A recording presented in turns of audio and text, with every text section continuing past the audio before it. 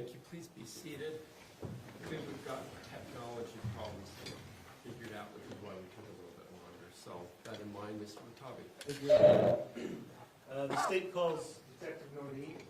Detective Nordin, if you come forward, I'll swear you in. You swear or affirm under the laws of the state of Utah, penalty of perjury, that the testimony given in this matter today will be true, correct, so help you God? Yes. Thank you. Have a seat up there. If you run out of water, let me know. I've got extra water. Thank you.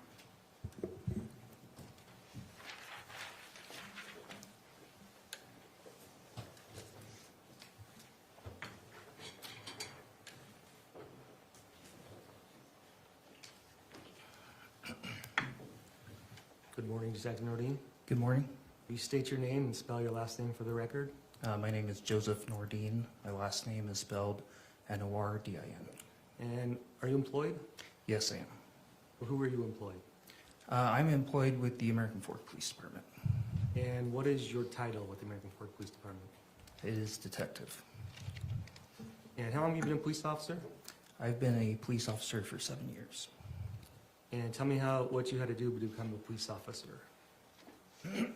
Excuse me. To become a police officer, I had to go through a post-certified academy. I attended the Utah Valley University Satellite Post Academy. And have you maintained is there any education or training that's required? To become a police officer, you have to pass the basic standards identified as post. From there is ongoing training that you have to obtain as a police officer. Okay, and were you able to pass all that? Yes, it was. And since then, have you been able to maintain any certification or trainings that's been required? Yes, I have. And when did you become a detective? I became a detective about 3 to 4 years ago. Was that with the American Fork? Yes, it was. And how many detectives are at the American Fork Police Department? There are 7 full-time investigative detectives at the American Fork Police Department. On top of that, there are 3 school resource officers who are considered detectives, as well as 3 detectives who are assigned to a task force in the county. And which kind of detective are you? Currently, I am assigned to a task force, a countywide task force, but I am still employed by the American Fork Police Department. Okay, and as a result of that job, does that change your appearance at all? Yes, part of this, the task force that I'm assigned to, we primarily investigate narcotic investigations. So my day-to-day currently involves a lot of surveillance and blending in, not trying to be noticed as a police officer. Okay, so what have you done to help blend in? I've grown my hair out, grown my beard out. It doesn't look like a standard patrol officer. What kind of crimes do you investigate as a detective?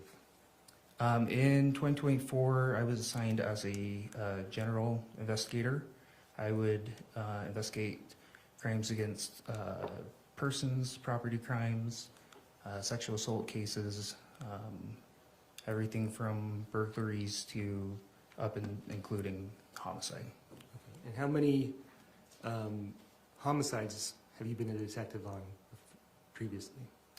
Before this case, I helped investigate 2 prior homicides. Okay, and are you familiar with this case? Yes, I am. And what is your relationship to this case? What is your role in this case? In this case, I was assigned to be the case manager, the lead detective in this investigation. Okay, and is this the first homicide you've been the lead detective on? Yes, it is. Tell me about when you first became involved in the case. Do you recall what day that was? Yes, I do. And when was that? So that was July 12th, 2024. I was called by my direct supervisor, Sergeant Lunt, who informed me that there was a shooting, and he asked me to respond to the scene to help with the investigation of the shooting. Okay, were you the lead detective at that point? No, I was not. Do you recall about when you responded to the scene? Yes, I arrived at the scene approximately between 10:30 and 11 p.m. that evening. Okay, and tell me a little bit about the neighborhood. What kind of neighborhood is it? So this neighborhood is a gated community made of condos and townhomes. It is known as the Haymaker. I'd like to show you, is it gated all the way around the community? Yes, it is. Okay, how many entrances to the community are there? To my knowledge, there's 2 gated entrances to the community. And about how many residences are within the community? There's approximately, I would say, 50 to 100 separate residences inside the community. Okay. I'd like to show you what's marked as States Exhibit 100. You recognize what that is? Yes, I do. And what is it? So this is a picture of the entrance and exit to that Haymaker community from the 900 East roadway. Okay. And which way did you go that night to get to the residence? This would have been the way I entered the residence. And when you got there, was the gate locked? Yes, it was. And how did you get into the gate? As police, we have codes for to access these gated communities. There's general public safety codes that were given to access these communities. Does it fairly and accurately represent what that community looks like Yes, it does. from that gate? That gated entrance, yes, that does look like what it The looks state would move to admit and publish States Exhibit 100. Any objection? So ordered, thank you. And I'd like to show you what's marked as a state would move to publish. I'd like to show you next is marked as State Exhibit 101. Recognize what that is? Yes, so this will be the second entrance to that gated community. It is accessed off of Bamberger Drive. Does it fairly and accurately represent what the gate looks like on the other side? Yes, it does. State would move to admit States Exhibit 101 and move to publish. Any objection? So ordered.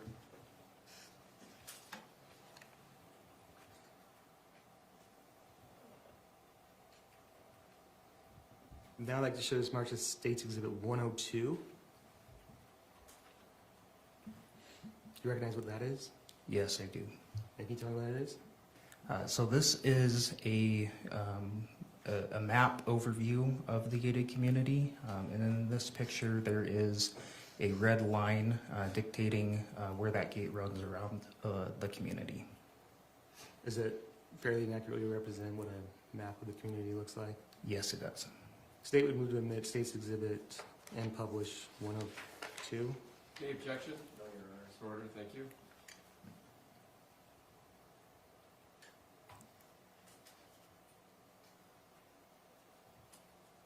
Okay, and on this exhibit, can you identify the house where the incident took place? Yes, so it's going to be next to that red map marker and the number 114. Okay, is the residence where the map marker is actually on top of? It's a little further north of the pinpoint of that map marker. So would it be the second square? It's the same square, same building. The actual residence is just a little more north. Do you have a pointer up there with you? Yes, I believe so. Can you just kind of point to it?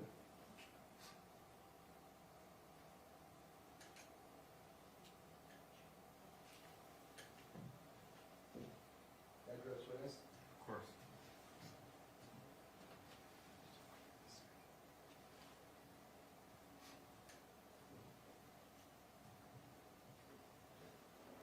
You'll need to point at the TV screen. Oh, over there. TV screen. Do I need to hold a button down or anything? Top one.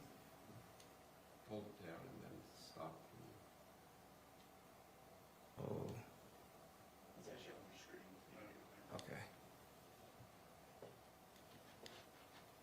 Right about right there. Okay.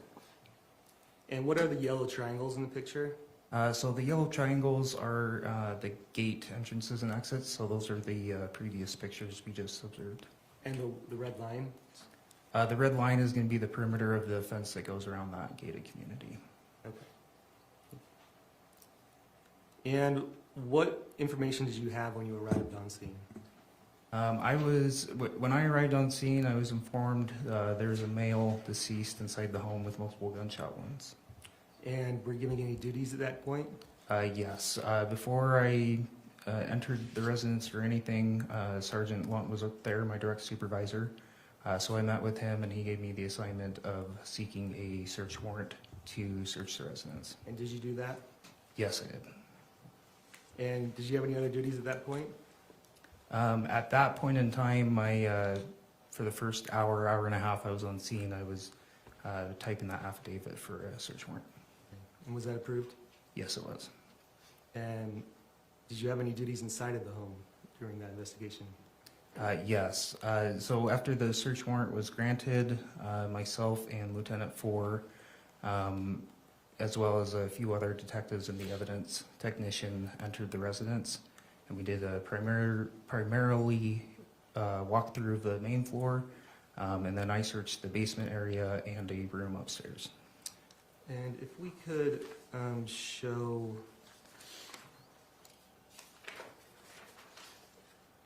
State's Exhibit 46.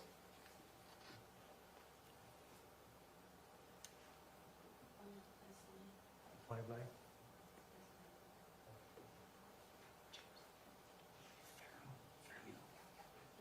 86, sorry, 86, I'm sorry. If we go ahead and play that.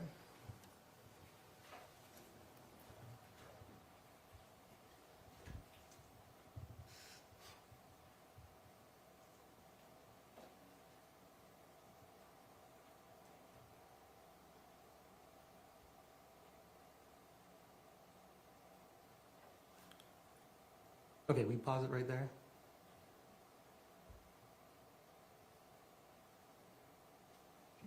Can we go back to that?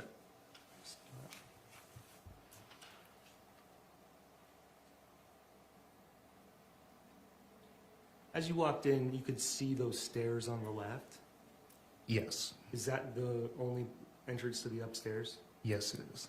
Okay, did you go to those upstairs? I did. And what did you find when you were up there? Up there, I searched a room. In that room, I found Kevin Ellis's ID on a nightstand next to a bed. And did it appear that anybody else had been living in that room? No, it did not. And what else did you find in that room? In that room, I found a rolled up dollar bill resting on top of a card, both of which had a white powdery substance on them. And did you find anything? Sorry, Judge. The Pharaoh keeps playing. Okay, you can pause it right there. Fool's distracted. Sorry, we can just pause it right there. So where, can you point on with your pointer to where the stairs are, lead up? Yes. So I'm sorry. What was your last question? If you could point to where the stairs go up to I mean before that. oh, about the bedroom? I'll get back to that in a second. Sorry. Question was, is with any sign of anybody else living there, and the answer was no. Okay, so the stairs, that's where you went upstairs. Correct. So the red marker currently is on the bottom of the stairwell. And how many bedrooms were upstairs? To my recollection, there's 3 bedrooms upstairs. And inside of the bedroom, where you said you found a rolled up dollar bill with cocaine in it, where did you find that exactly? So that was on the same nightstand where Kevin Ellis's California ID was located. Did you find anything else that was located of evidentiary value on that nightstand? Yes, on the same nightstand there was a cell phone, which was determined to be Mr. Ellis's. And tell me about why did you believe that to be cocaine at that time? Through my training experience as a police officer, I've seen cocaine multiple times, so that's what it looked like to me. But then I did a field test on the cocaine, and it indicated a positive result for cocaine. Okay, and did you send that to the crime lab? Yes. State would like to show you what's marked as State's Exhibit 103. Do you recognize what that is? Yes, I do. And what is it? So this is going to be a report from the crime lab. This report we get whenever we send an item for chemical testing. And what was the outcome of the report? What did the report decide was about that cocaine? So this report indicated that the white substance inside of the rolled up dollar bill was cocaine. State would move to admit and publish State's Exhibit 103. No Any- objection. Thank you, so ordered.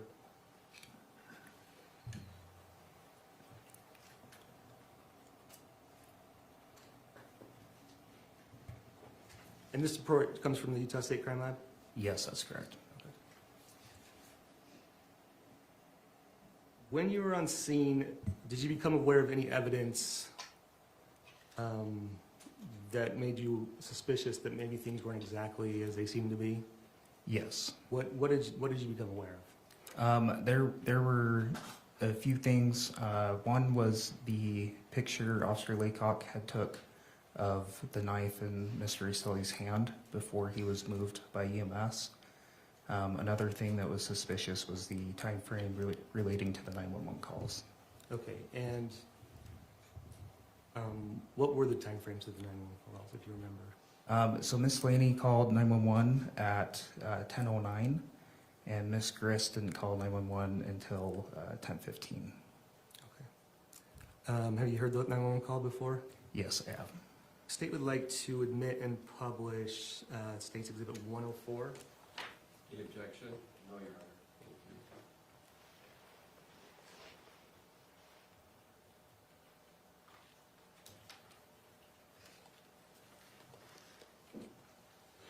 Thank you. $24, $22, $15, $45. 911, what's the address of the emergency? 114 South 920 East American Fork. Okay, tell me that one more time to make sure that I got it correct. 114 South 920 East.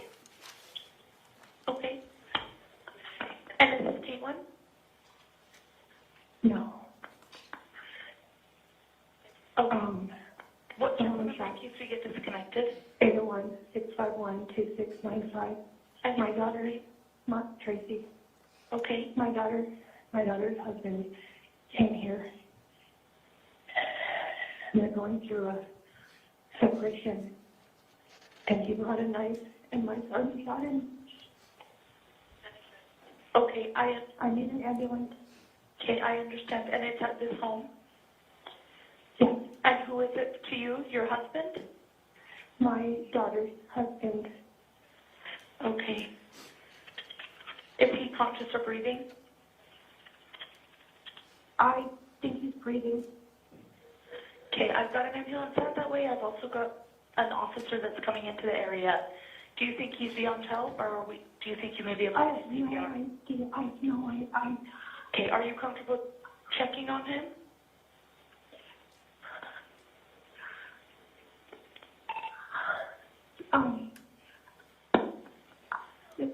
Where is the gun at? On my kitchen counter, Where is he at? in the hallway. Are you comfortable checking to see if he's breathing? Kevin, check to see if he's breathing. Check if he's a pulse. Check. Okay. That may be the officer. Somebody needs to go let them in. Okay. Okay. Fine. Okay, they're here. They're here. Okay, I'll go ahead and let... Okay, I'm going to... Based on your investigation, were you able to determine who was knocking on the door at the end of that 911 call? Yes, that was Officer Guerra. And does that correspond to the body cam of Officer Guerra? Yes, it does. And who did you arrest that night? That night, Kevin Ellis was arrested. Did you arrest anybody else? No, not that night. And did you take any electronic devices that night? Yes, that night, Mr. Ellis's phone was seized, as well as Catherine Rastelli's phone. Matthew Rastelli's phone was also seized, but that was after the autopsy. And why, does it help your investigation to seize phones? Yes, it does. How does that help?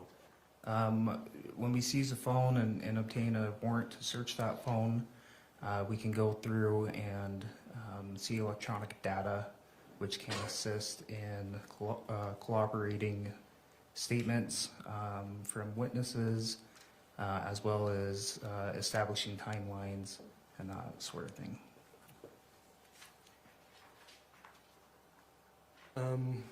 When did you first go into one of the phones? So I searched Catherine's phone several days after the incident date. It was on July 16th.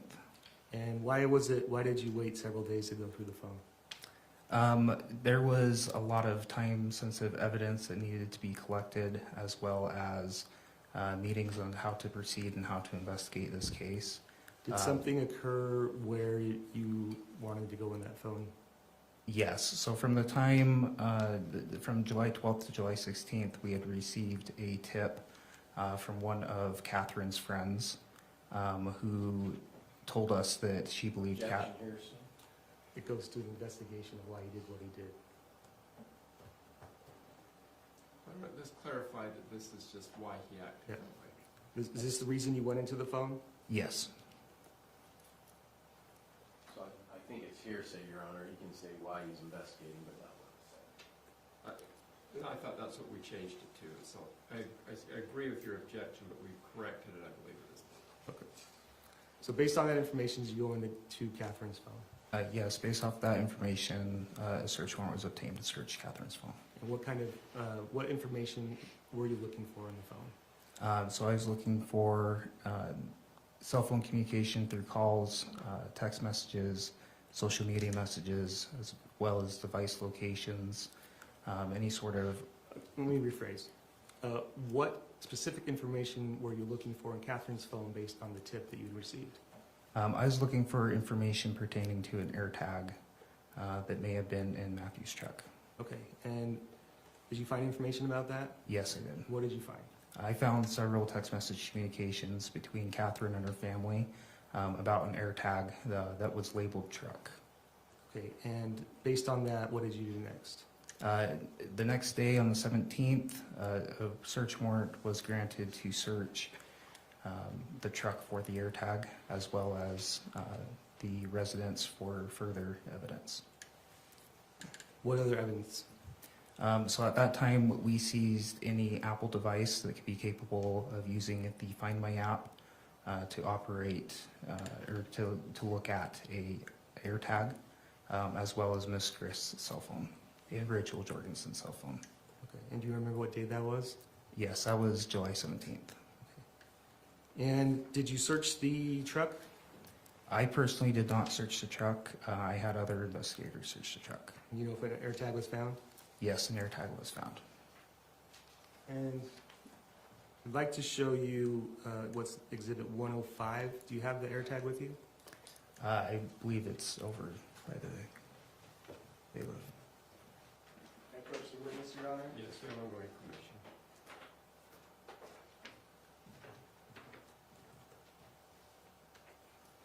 Do you recognize what that is? Yes, I do. And what is that? So this is the AirTag that was found inside of Matthew's truck.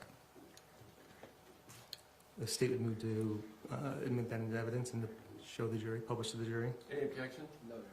Right, please proceed. While we're here on some of the physical evidence, I'd like to show you the knife again, which is state's exhibit 46.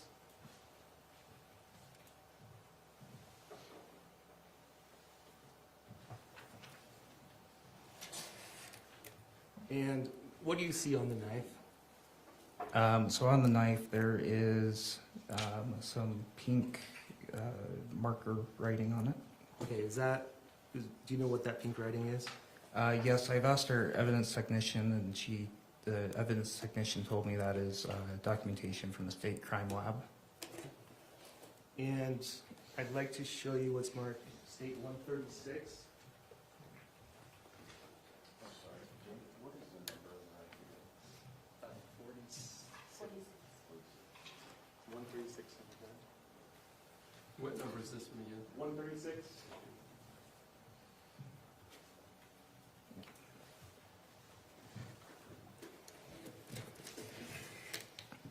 And do you recognize what that is? Yes, I do. And what is it? This is the gun that was found on scene on July 12th. State would move to admit State's Exhibit 136 Any objection? No, Your Honor. and would move to publish. So store. Are you okay to come down and kind of show the jury, just in front of the jury? Sure. Do you want me to show all three items? Sure, that'd be great. Ladies and gentlemen, the jury in the back, you can stand up so you can see that. AirTag was, so AirTag's 105.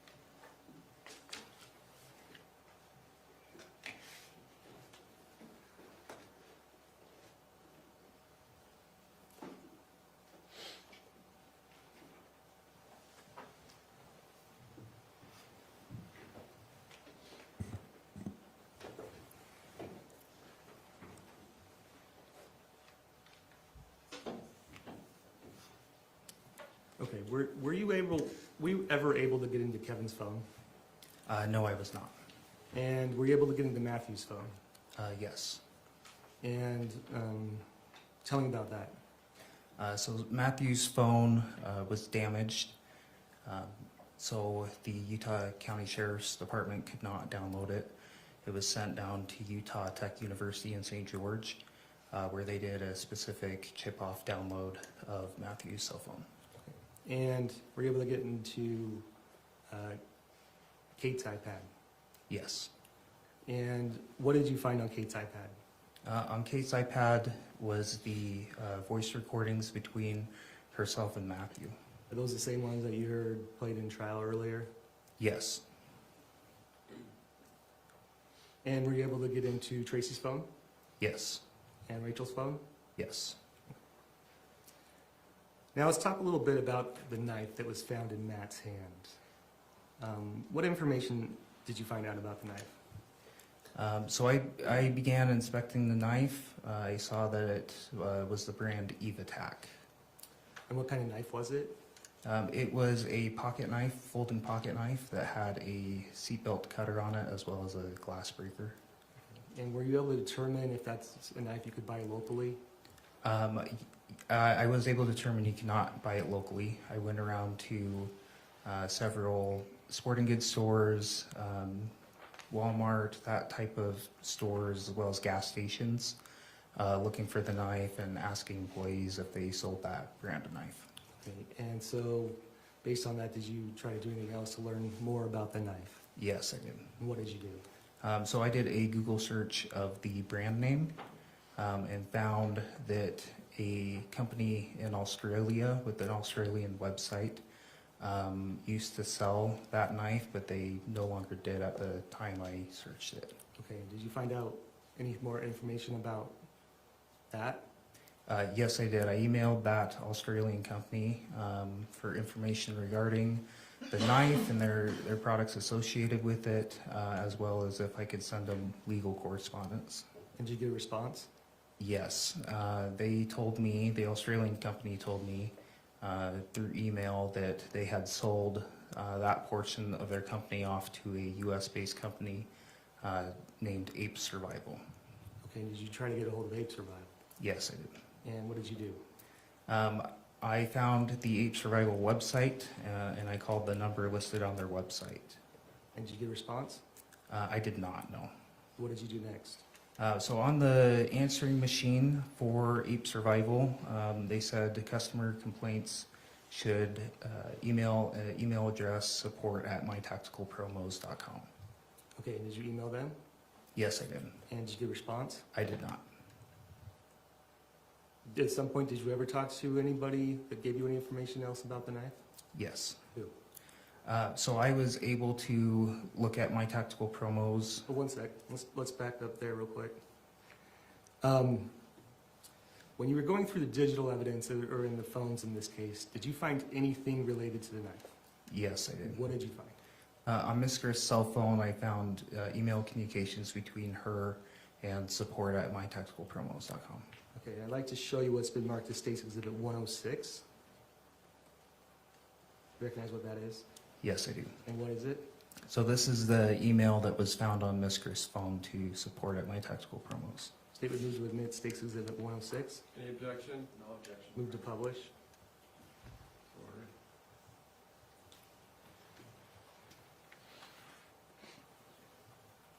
And what is the defendant asking for in this email? So in this email, Miss Grist emails support@mytacticalpromos requesting to stop the shipment of mystery box gifts to Peter, also known as Pierre Beauregard, as well as Amy McQuillan in Ramona, California. Okay. And were you able to determine what date this email was sent? Yes, it And was. what date was it sent? So this was sent on April 10th, 2024. And were you able to determine if Tracy was in Ramona, California at that time? Yes. How did you determine that? There is text message conversations between herself and Amy McQuillan that suggested she was present at Amy's house, as well as metadata on pictures taken from Miss Grist's phone that showed the coordinates of Ramona, California.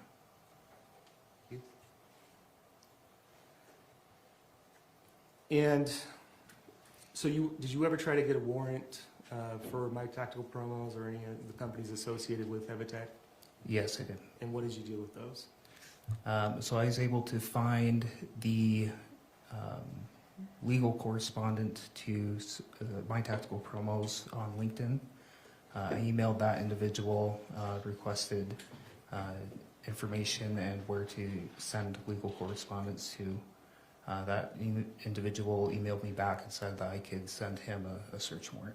Did you send it to him? I did. Did he ever respond? He didn't. He never responded to me after that. Did you try to get a hold of him again?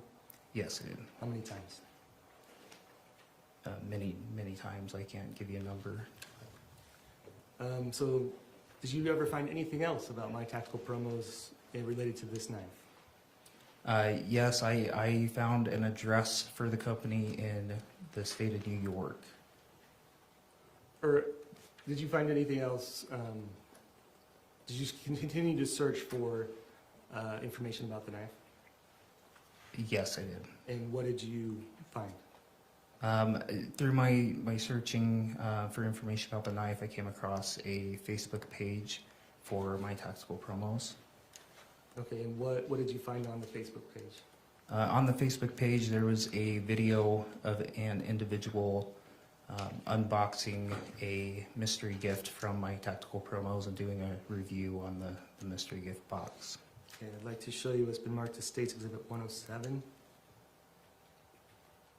You recognize what this is? Yes, I do. And what is it? So this is the video on the My Tactical Promos Facebook page. Okay, how did you capture this photo or video? So I screen recorded it off of my computer. State would move to admit and publish State's Exhibit 107. Any objection? No objection. So ordered, thank you.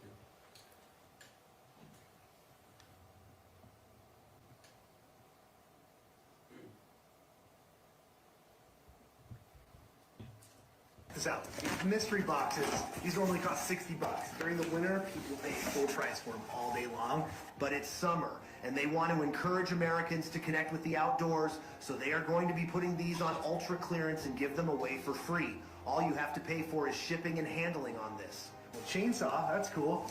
So here's one of these boxes. Here's what's been sent out. last bit in here. So I got a chainsaw, I got some night vision binoculars, I got a water drinking straw, just a thrill of the unknown. Cool tactical flashlights, all stuff that I'm actually going to be using in my outdoor adventures. A little saw here. I mean, this is just packed full of stuff. Like I said, you can get this all for the cost of shipping, just sending it right to your home, but you got to act quick. They don't have an unlimited supply of these. When supplies run out, this deal is over. So go ahead, click the button, get Can you pause it there? one of these boxes for free. Get it? Do you recognize that knife in his hand? Yes, I do. And how do you recognize it? So that appears to be the same style, the same camouflage color as the knife associated in this investigation. And when you searched through Matthew's phone, did you find anything related to Ebb Attack or My Tactical Promos? No, I did not. In any of the phones you searched, or iPads, did you find any other information related to My Tactical Promos or Ebb Attack? No, I did not.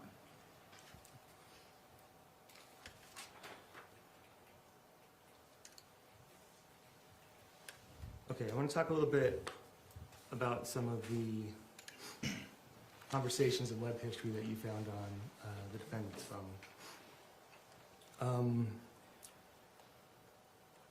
You know if Kate and Tracy ever had conversations that you found? Yes, they did. I'd like to show you what's marked as States Exhibit 108.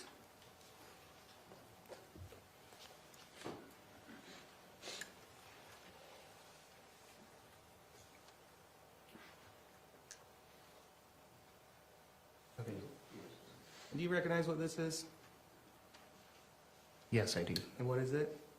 So this is communication between Catherine Rosselli and Tracy Grist. This appears to be taken off of Catherine Rosselli's phone. Okay, and do you know what date it is from? It appears to be from May 22nd, 2024. Okay, state would move to admit and publish States Exhibit 108. Thank you, no objection noted.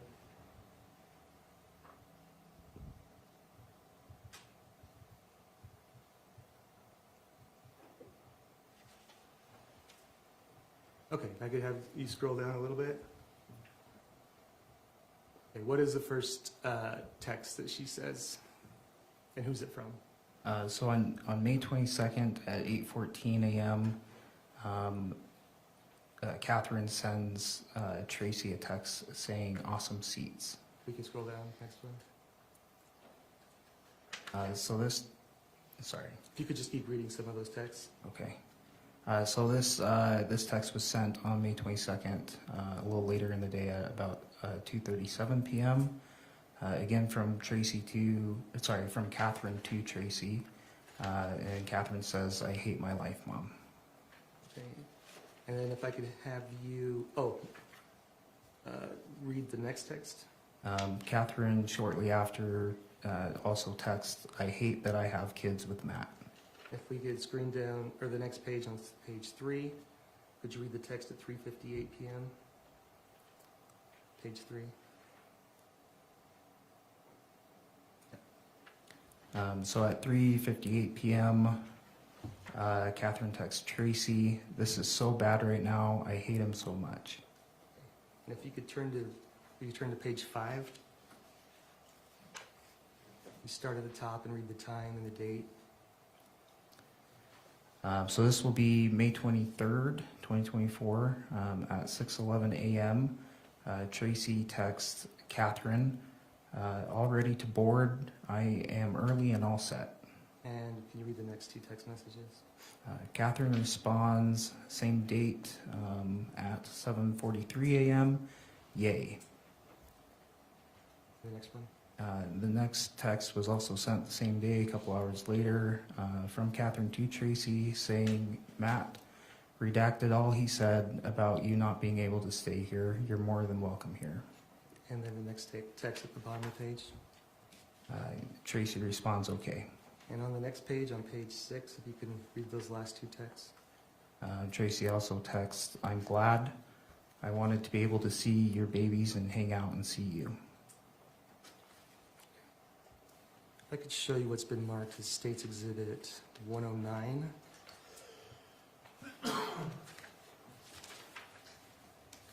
Oh, real quick, on that last one, what were you able to determine about where Tracy was based on those texts? So based off of those text conversations, it appeared that Tracy was boarding a plane. Based off the conversation, it sounded like she was going to at least visit Catherine. Do you recognize what Exhibit 109 is? Yes, I do. And what is it? So this is going to be the web history pulled from Tracy Grist's phone. Okay, and is this the whole search history that you found on the phone? I believe this document is the entirety of the search history found on Tracy's phone. The state would move to admit published States Exhibit 109. Any objection? No, Your Honor. So order. And when it publishes.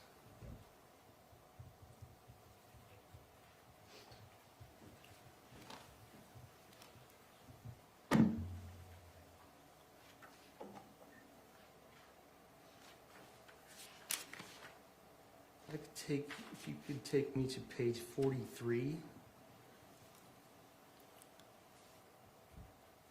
Is this part of the search history? Yes, it is. And what's the farthest back date that you have search history for? The furthest back date would be February 11th, 2024. Okay. And now I'd like to show you page 21.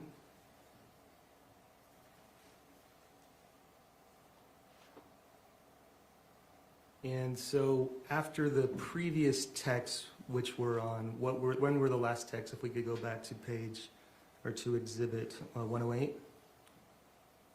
I believe they were, sorry.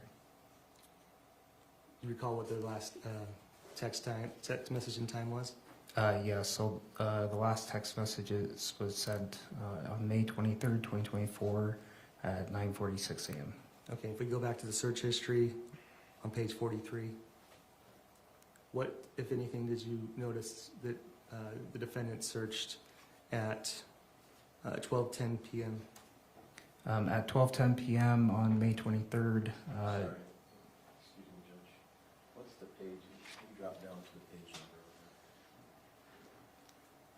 On the actual exhibit, Yeah, there's a page on the right. 21. So, can you... Thank you. Could you read numbers 28 and 20, 287, 288 and 287?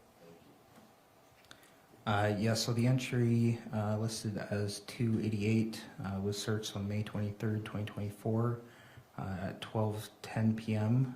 It was a Google search asking what scent, I believe that's supposed to be scent, SCEBT, attracts mountain lions. And what was the next search you did? So the next search was the same date, 1 minute later. It is what scent attracts mountain lions to humans. And I'd like to show you what's marked as Exhibit 110. Do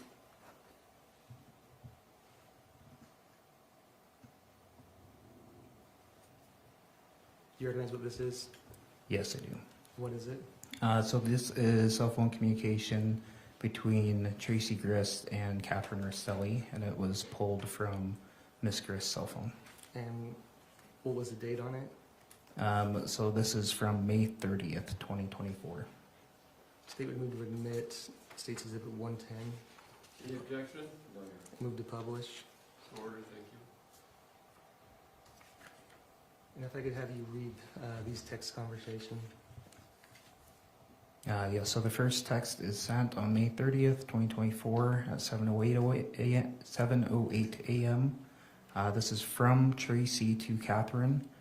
She says, at airport now, boarding in an hour. And what does Catherine say? Catherine responds a few minutes later, I feel like it was a good trip, all things considered. And what does Tracy say on the next page? Tracy responds, me too. Does this confirm that Tracy had been to California and spent time there? It does appear that way, yes. I'd like to show you what's marked as State's Exhibit 111.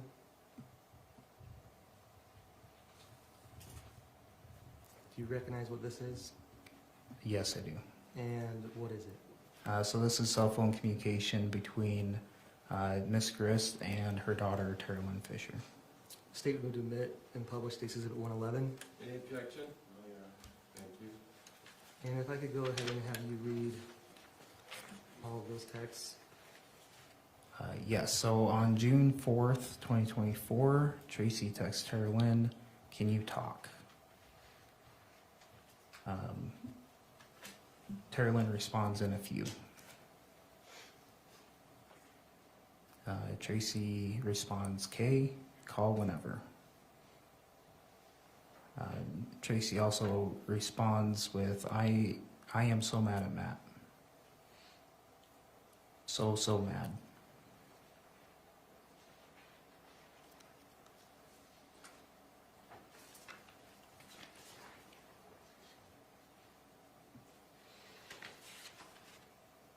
Okay, and if I could show you what's been marked as State's Exhibit 112.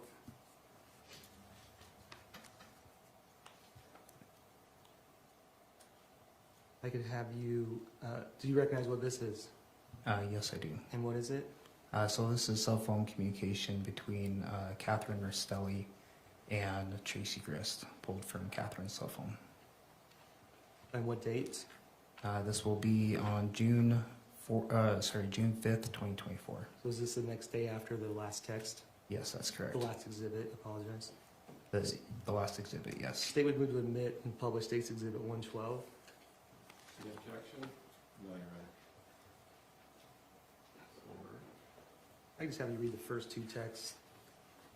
Okay, so Catherine texts Tracy, "Matt is a piece of shit. He swears that you said stuff about the camper." And Tracy responds, "He is lying." And I can show you what's been marked as State's Exhibit 113.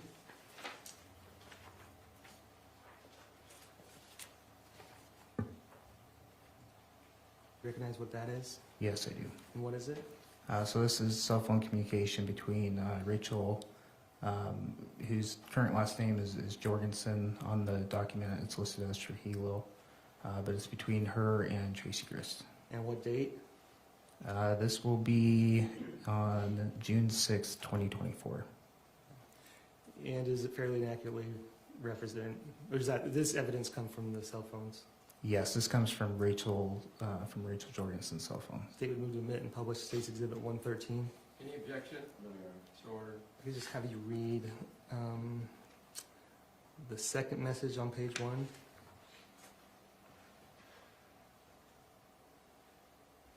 So the second message is sent from Tracy to Rachel that says, "I'll call later and talk."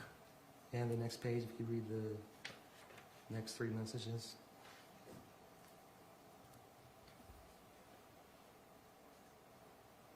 So Rachel responds, "That's okay, sounds good." Tracy then says, "Plus, that made it so I want to kill him. When Katie asked about whatever I had said about her being in the camper too much, which I never said anything, he straight up lied. I'm gonna kill him." And then what does Rachel say? Rachel responds with, "I remember you telling me about that." Okay. And now I'd like to turn your attention back to Tracy's web history. If we could go to page 20 of Exhibit 109. And starting on June 2nd, if we could start with, if you could start with 272. What is the defendant's search? So on June 2nd, around 4:40 p.m., Ms. Grist searches Wendy Adlesen photos. And do you know who Wendy Adlesen is? I do now, yes. At the time, did you know who Wendy Adlesen was? No, I did not. And who is Wendy Adlesen? Wendy Adlesen was the wife of Dan Markell. And who's Dan Markell? Dan Markell is a individual who was murdered in his driveway in Florida. Okay, if I could, do you know when Tracy or the defendant first searched anything to do with the Adlesens? Off the top of my head, I don't recall the first search. If I can take you to page 42.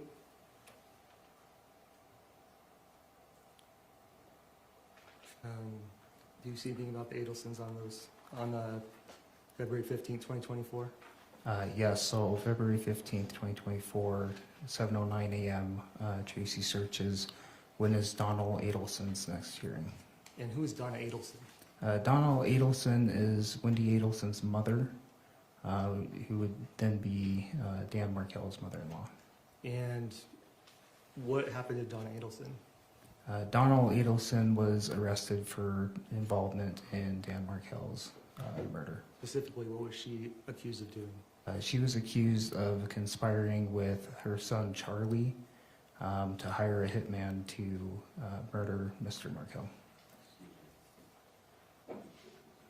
This is still one. It's just page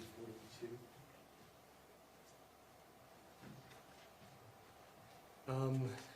I'd like to turn your attention to page 39 of Exhibit 109. Is this the next time that the defendant searches anything to do with the Adelsons? From that February 15th date, yes, it is. And what does she search? So on February 24th, she searched at 9:08 a.m. She searches Dan and Wendy Markell wedding. And then when is the next time that you were aware that she searches the Adelsons? I honestly don't recall. She searched the Adelsons numerous times. Okay, if you go back to the June 2nd, page 20.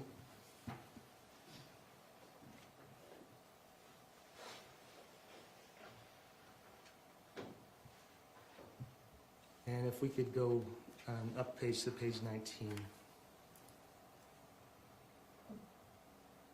Does she continue to search the Adelsons there? On June 2nd, yes, she does. And if I could have you read 257, what date and time does she search and what does she search? So on June 2nd at 5:28 p.m., Ms. Grist searches Dan Markell murder books. I believe murder is misspelled there, though. Okay, and if you could scroll up to the top. What does she search on June 3rd, 2024 at 8:17 a.m.? 253. On June 3rd, 2024, 8:17 a.m., Ms. Grist searched grind morphine pill.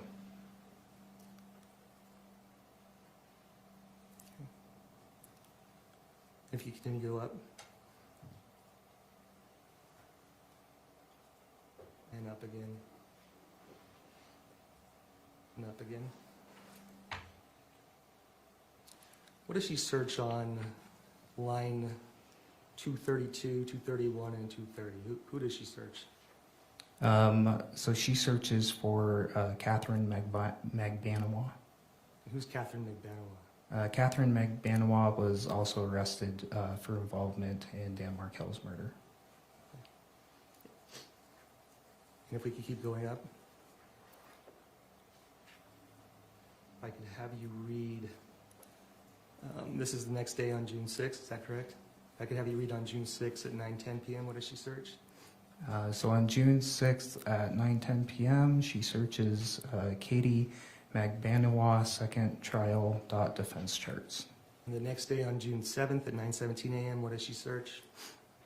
She searches how old were Dan Markell's kids when Dan was killed. Can you tell me a little bit more about what happened with Dan Markell and Wendy Adelson? So Dan Markell and Wendy Adelsen had a divorce and were in the midst of a custody battle for their 2 children.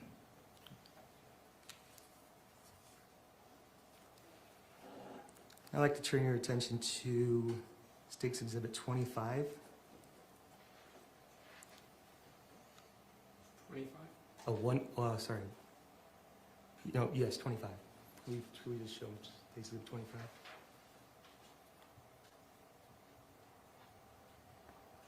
Okay, on June 25th, what does Catherine text her mom? If we go down to the green.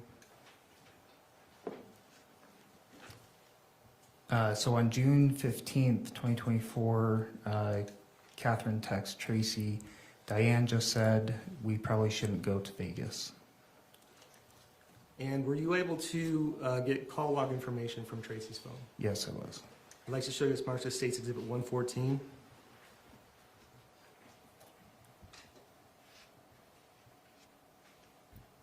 You recognize what that is? Yes, I do. And what is it? So this is going to be a call log history from Tracy Grist's cell phone. From what day? So this will be on June 16th. Is it the day after Diane canceled the Vegas trip? Yes, Or at least that Catherine told Tracy that she canceled the Vegas trip? correct. State would move to omit and publish State's Exhibit 114. Any objection? No objection. Thank you, so ordered. And if we could go to the bottom of the page, or the next, bottom of the next few pages.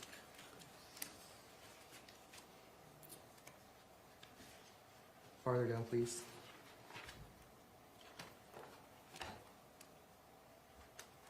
Next page down. Okay, on June 16th, who was the first person that the defendant calls? So on June 16th at 9:19 a.m., she calls Teralyn Fisher. Okay, is that number, were you able to confirm that that number is Teralyn Fisher's number? Yes, I was. And how long did they talk for? They talked for 1 hour, 29 minutes, and 28 seconds. Okay, and now I'd like to take you back to the Exhibit 109, page 16.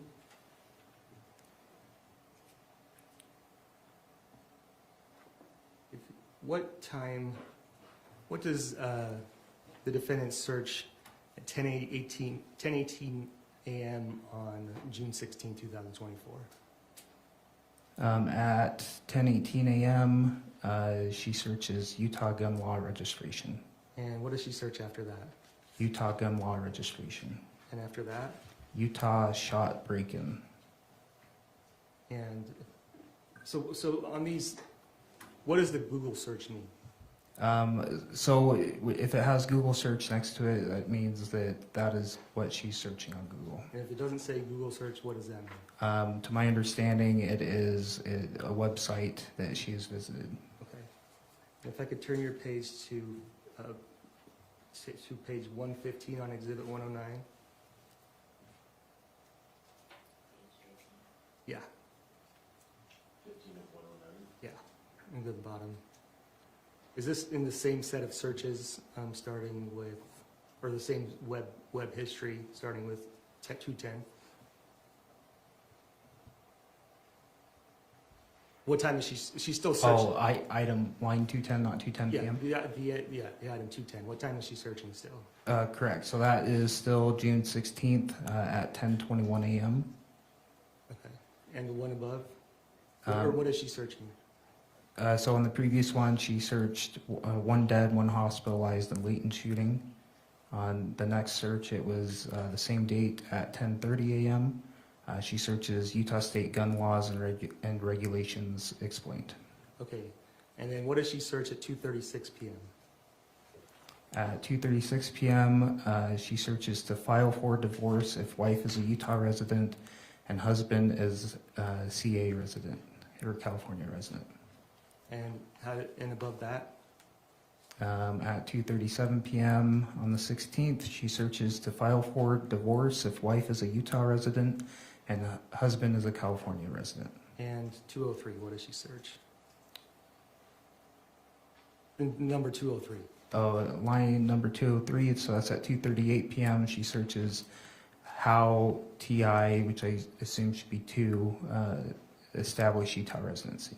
Okay, if we could go back to the phone log on page 1, on Exhibit 114. So, how long was she on the phone with Teralyn for?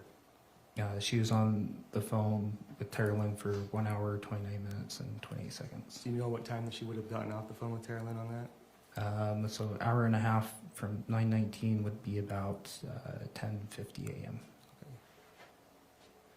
And if you could go up to the next page, page 3, in the bottom. Who's the next person that the defendant calls? So on the 16th, her next call is to Costco credit card.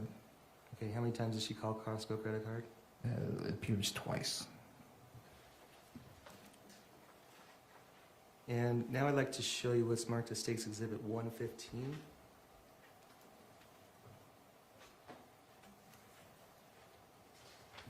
Do you recognize what this is? Yes, I do. And what is it? So this is text message communication between Rachel Jorgensen and Tracy Grist, and this was pulled from Rachel Jorgensen's cell phone. And what day? So this would be June 16th. State would... What? 115. State would move to omit and publish State's Exhibit 115. Any objection? No objection. Thank you.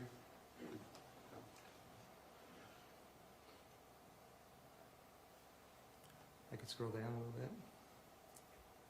Okay, at 12:49 p.m. on June 16th, what does Rachel say? Rachel texts Tracy, dying to know more about everything, dude. If you could read the next one. Tracy responds, I'll call in 10. And what does she say in the next one? We have a plan for Rory too. And I'd like to show you what's marked as State's Exhibit 116.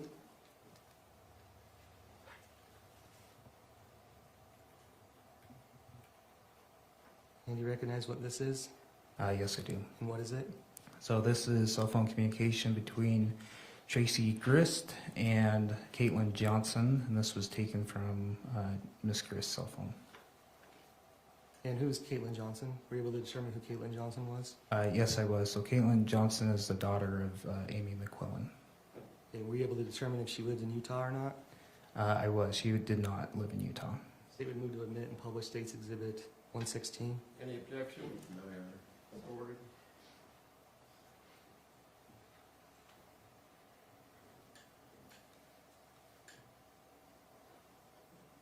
And can you read the top message? Yeah, so on June 16th at 1:56 p.m., Tracy texted Caitlin, hey, Rory was thinking of driving up to Seattle for a road trip, just her. Could she stop and say hi to you? It wouldn't be for a few weeks. She was just making a plan. Okay, and how soon in time was this to the previous text with Rachel about making the plan for Rory too? That was on the same day. How many minutes, or is there different? If I could refresh your recollection, or could we just turn back to Exhibit 115?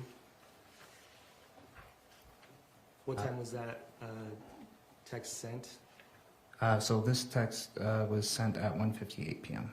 And if I could turn back to 116, what time was that text message sent? At 1:56 p.m.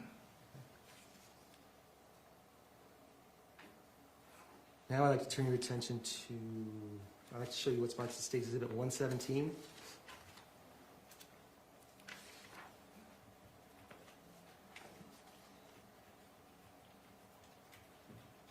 Do you recognize what this is? Yes, I do. And what is it? This is communication between Tracy Grist and Matthew Ristelli. This was taken from Miss Grist's cell phone. And what day does it start? So this starts on June 20th, 2024. State was moved to admit State's Exhibit 117 and move to publish. All right, thank you, sir. This is a little bit longer, but if I could just have you read all of these texts, maybe start with the first one with the time, and if there's a big gap in time, if you could restate the date and the time, otherwise just read the conversation through. Okay. So June 20th, 2024 at 8:52 p.m. Matthew texts Miss Grist, this is Matt Ristelli. I need a call back regarding a serious matter. Shortly after, he texts, you're wrong for convincing Kate to leave the state. This is a few hours later now at 11:28 p.m. Matt texts Tracy, this is Matt Ristelli. I need a call back regarding a serious matter. A couple minutes later, Matt texts Tracy, "Is this Tracy?" At 11:35 on the same day, it appears that there was a phone call. This appears to be like a voice-to-text type text message.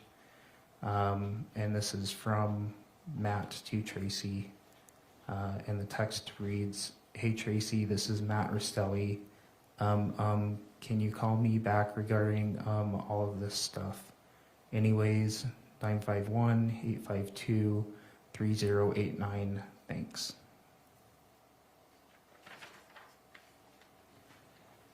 So 11:51 p.m. on the same date, a couple minutes later, Matt texts Tracy, "Did my family make it there?" Seconds later, he texts again, "How dare you not reply? Kate abducted my kids to Utah without my permission. And you all ghosted me." So this is continuing the conversation into early the next morning, June 21st, 2024 at 12:05 a.m. Matt texts, "Did Kate, Cheyenne, and Still make it to Utah?" Shortly after, he texts again, "It is sad that you both are so heartless that you can't even reply to me. Sorry, that you can't even reply to tell me my family made it to your house safely." At 12:30 a.m., he texts, "Is Tracy not replying to my family's safety? Did they make it there?" About 10 minutes later, he texts, "You missed lots of calls. I missed one from you. Are my kids safe?" Shortly after, Matt texts Tracy, "How dare you play this game? Did my kids make it to your house?" A couple minutes later, safe, yes or no? It's a simple question. If I stop you there, are these messages, will they show if they've been read or not? Yes, they will. And is that what the other time and date stamp is? That is correct. Okay, continue, I apologize. So Matt texts Tracy. So this is still June 21st. This is now 12:50 a.m. He says, "You infected Kate with the need to leave California. Why don't you just live your life and stay out of others and not tamper? This is not okay by any means. How dare you convince her to leave and take kids? I will not forget your involvement in this." A couple minutes later, Matt texts again, "You're so mean to think I don't deserve to know my kids made it to your house safely tonight." So June 21st at 1:01 a.m., Tracy responds to Matt, "Katie and the kiddos are here safe and sound." Matt replies to that with, "Enjoy your short time with them. You will not be welcome in our house again." Tracy responds, "I knew she was driving and I fell asleep, so I was sleeping. They just pulled in." So this is the same date, a couple hours later at 3:07 a.m. Matt texts Tracy, "Again, you will not be welcome in this empty house. I told you to back off. How dare you lure her to take the kids and split out of state? What crap, tampering with my kids and their future." Yeah, approach your own. Yes, please.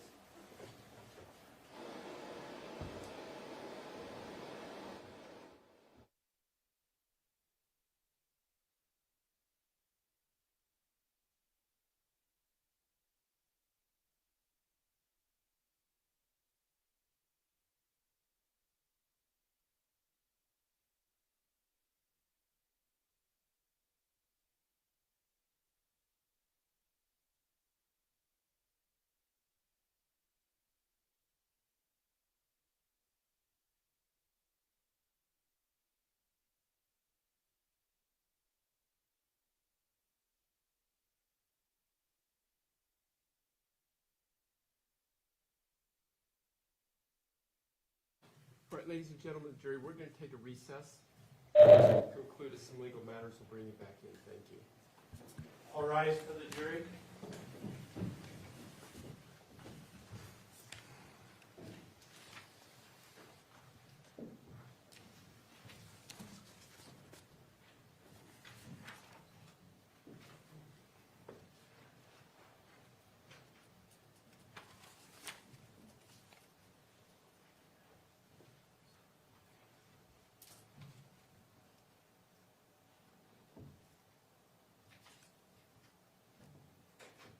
please be seated. Council will see you in chambers. Thank you.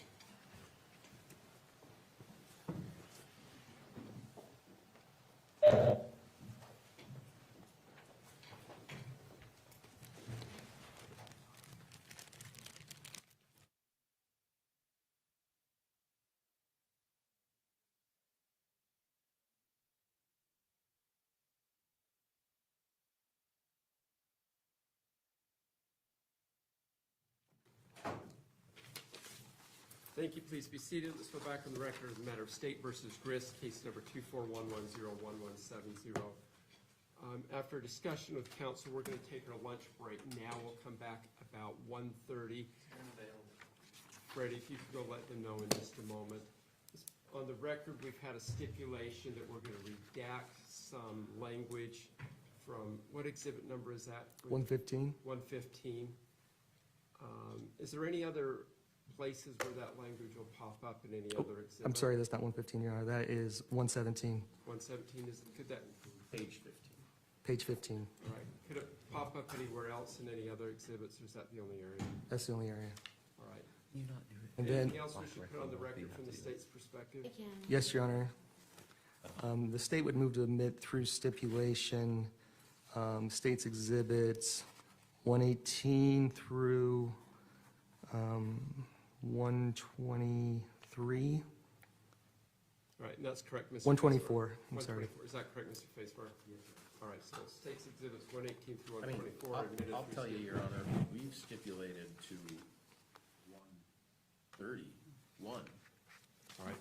Then 118 the through state would ask that 131. we just move to stipulation through 131. All right, so ordered. Anything else, Mr. Watabe? Not this time, Your Honor. Mr. Facemyer, anything from the defense? No, Your Honor. All right, so to tell the jury to be back and ready to go, the goal will be to start at 1:30 p.m. We'll be in recess. All right. Court is back in session. Judge Roger Griffin presiding. Thank you. Please be seated. Go back on the record, the matter of State versus Grist, case number 241101170. Looks like the parties are ready to proceed forward. Let's bring in the jury.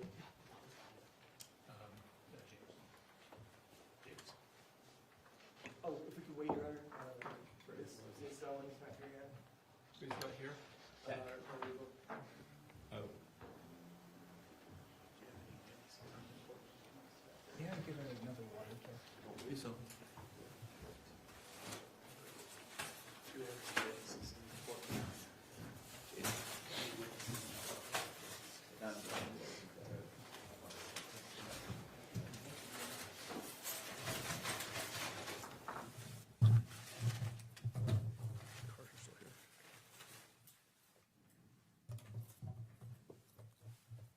Mr. Pomeroy can operate it, can he?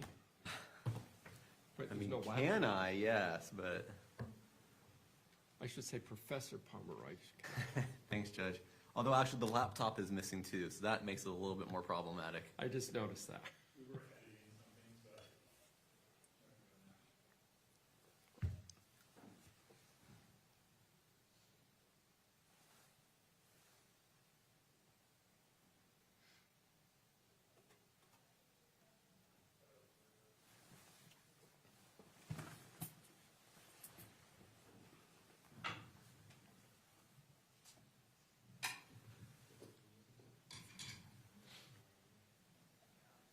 Now we're missing Mr. Watabe. Oh, there it is. Let's give her just a minute to get booted up.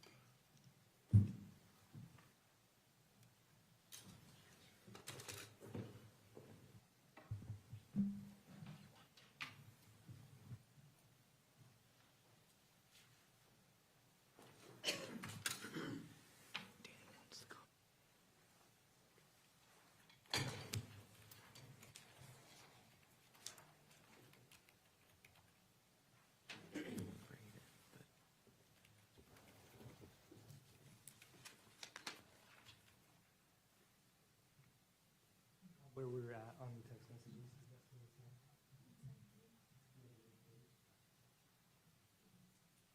I used the marker just on Oh, mine. perfect. Off the screen, I guess. Yeah.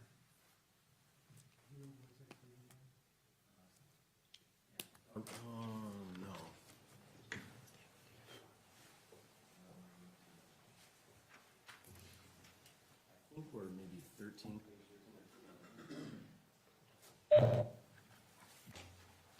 Did we talk about FaceTime? Maybe we can get that one. So on page 12 it says. Did we get that one? I don't even think we got to page 10 yet. What is the address? I'm good with starting there. I mean, it's. Okay.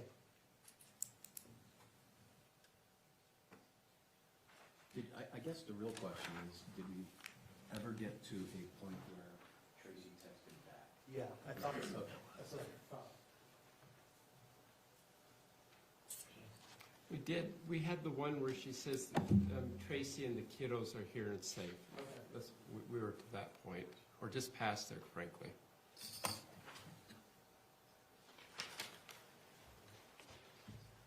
That's on page 7. Yeah, we're past Before we that. take the witness? That's gonna happen.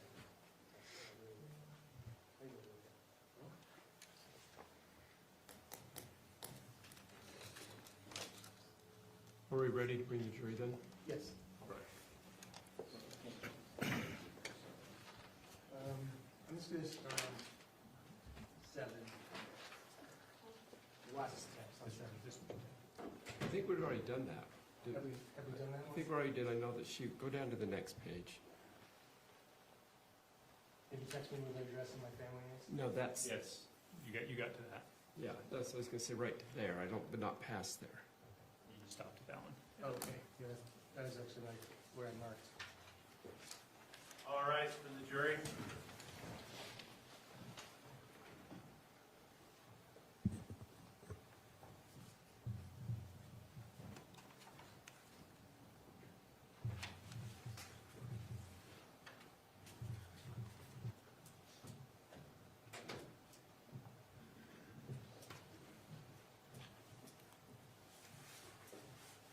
Thank you. Please be seated. Welcome back, ladies and gentlemen. I hope you had a good lunch. Attorneys, tell me they're ready to proceed forward. Wait, wait. No, we're not. Got that fixed. Now we're ready. That's what we're talking. Thank you, Your Honor. And Detective Nordin, before we broke for lunch, we were talking about text messages between Matthew Rustelli and the defendant, Tracy Grist. Is that correct? Yes, that's correct. Okay, and then I believe the last, if we could go to page 8 of the exhibit 117, I think the last text that you read was, text me the address where my family is. If we could read the next text from there down. On page 8. So the next text, so this is still June 21st. This is 8:42 a.m. Not text, I have the truck now. Your Honor, can we pause for a moment? Is it possible to get the screen up for the witnesses in the room, or the family? Jury.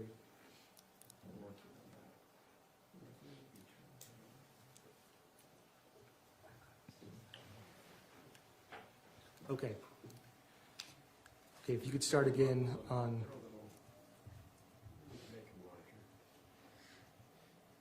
sorry, on the bottom of page 8, like the State's Exhibit 117, if you could start with, I have the truck. Yeah, so Matt texts Tracy, I have the truck now. Tracy responds, oh, that's so good. Kate will call you later. Everyone just needs a breath. Kiddos are just going to play at some parks and have some summer vacation time and hang out with family. Tracy responds, how much was the tow? Matt texts back, 9:04 a.m. My life is none of your business. It was not vacation time. 9:05 a.m. What is the address where my family is?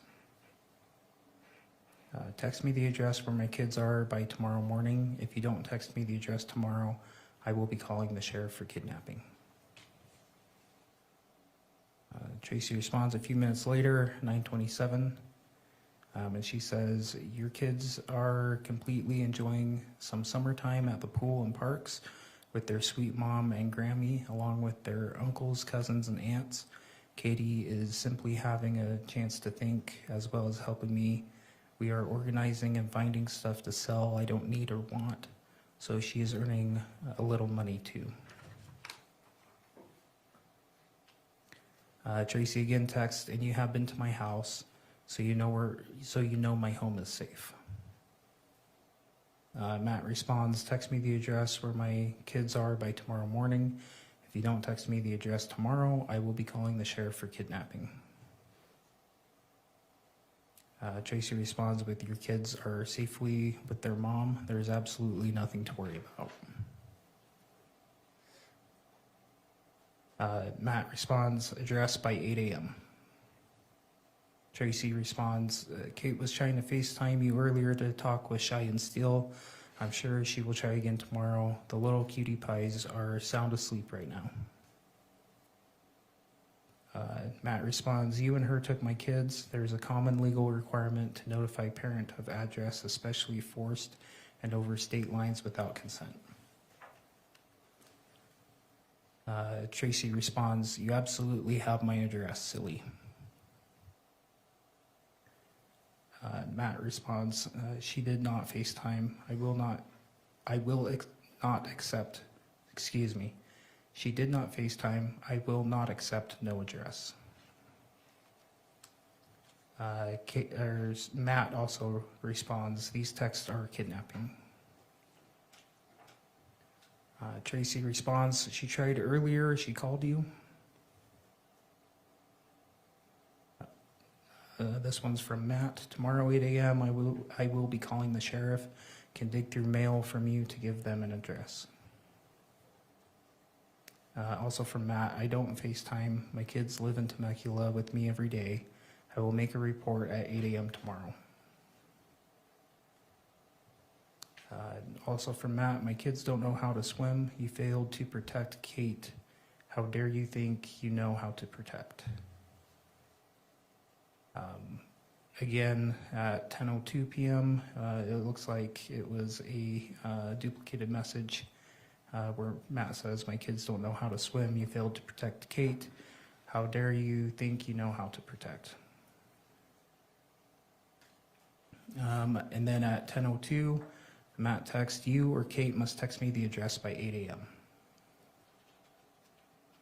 Tracy responds, it looks like the next day at 10:28 a.m. That would be June 22nd, 2024. Tracy responds, gosh, just saw these texts. Easy there, Matt. Kate said she made sure you had my address. I would have thought it was in your phone. Tracy then sends a text saying she said she tried to call and FaceTime you with the kids and her. And then a follow-up text. Tim, Angie, Rachel, Memphis, and her littles will be here for swimming and a barbecue soon. Followed by another text from Tracy, so let her know when you can talk. Matt, excuse me, Matt responds, I will read your text, but I will not reply to you anymore. Tracy responds, I was only responding to your text anyway. Katie said she sent you my house address this morning. They have been here only a day, and I can't imagine that you don't know exactly where they have been. Thought you knew my address. Tracy again sends a message, hey, are you okay? Kate has been trying to reach you by phone. Does that last message show red? No, it does not. And did you find any other evidence, any digital evidence, that there was any other communication between the defendant and Matt Rastelli again after this? I did not know. Okay. And I can turn your page, can I bring up Exhibit 109 again? The search, 109, Tracy Grist search history. And if we could go to page 12. And what day is this, what day is this web history from? So these are from June 22nd, 2024. Are these basically the same time frame as the last text message you just read between Matt and the defendant? Yes, that's correct. Okay, and if I could have you read 168, what is the defendant's search? She searches, what is mom takes kids for overstate line visit and dad isn't agree. And what is she searched on 165? What are the legal implications of taking your kids on vacation without the other parent's permission?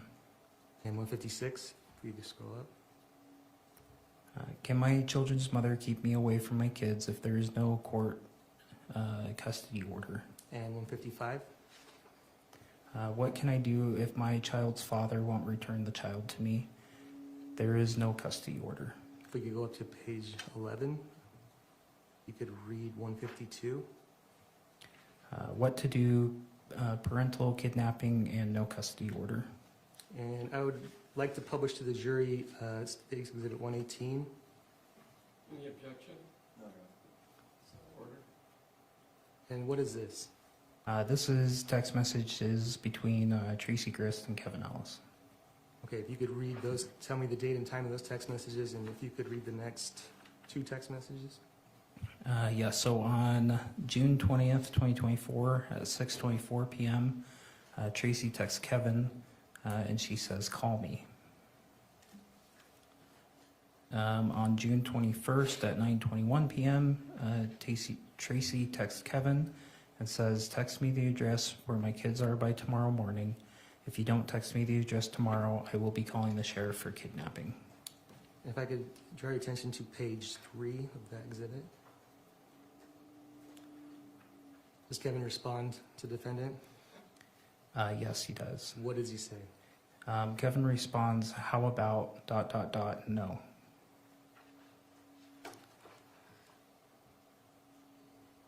Now I'd like to take you back to Exhibit 109. If we could go to page 8.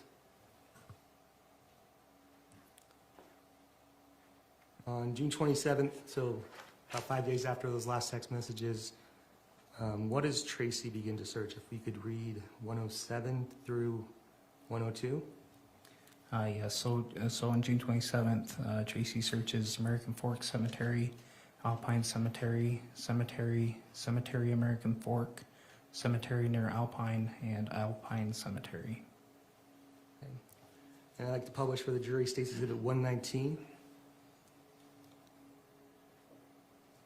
And do you recognize what that is?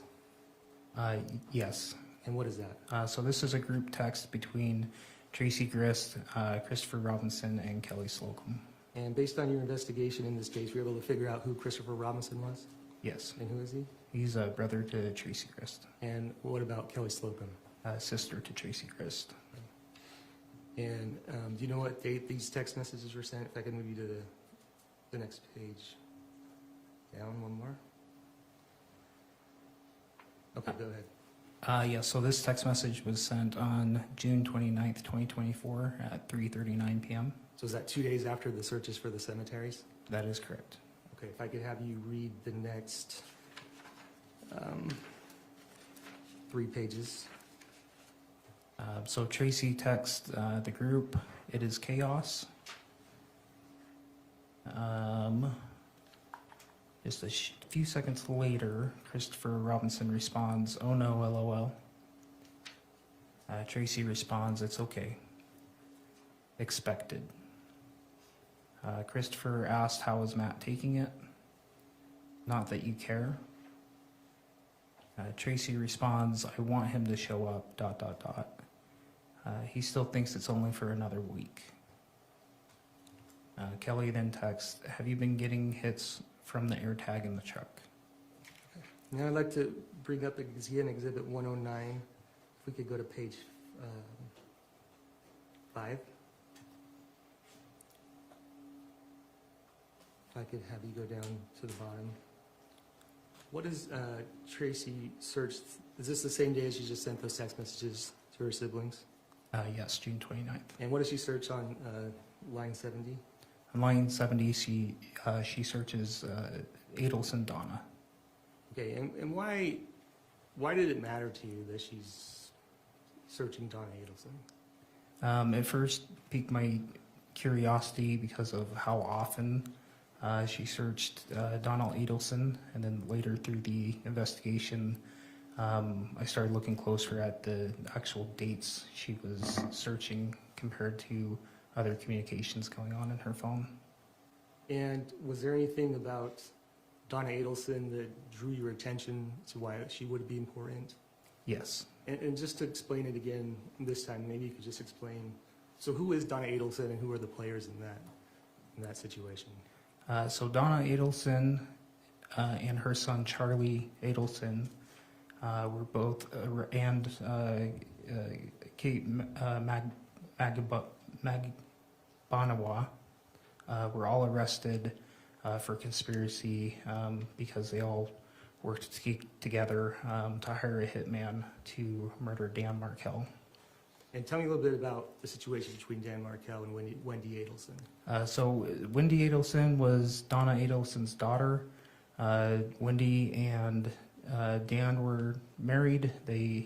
Wendy took their 2 young kids and left Dan without telling him. Went to go stay with her mother, Donna. And then from that point, a divorce occurred and then a custody battle occurred. And so on June 29th, after Tracy said she wanted Matt to come out, what are the next searches she searches between 70 and 67?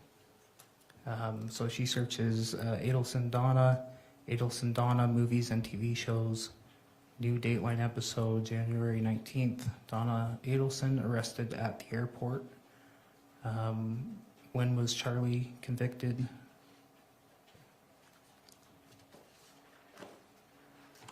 Okay, I would like to show you what's marked in state. Oh no, yeah, if you could bring up and publish to the jury States Exhibit 120. So is this text? Who are these text messages between and what dates? So this is between Tracy Grist and her daughter Teralyn Fisher. And this is just a few days after the 29th. If you could scroll down a little bit.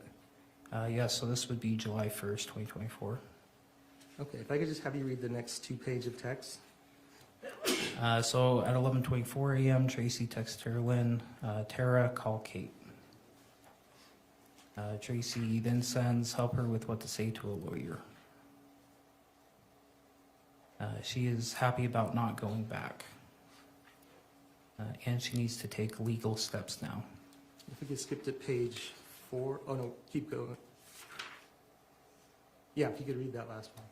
Okay, Tracy also texts, school starts soonish.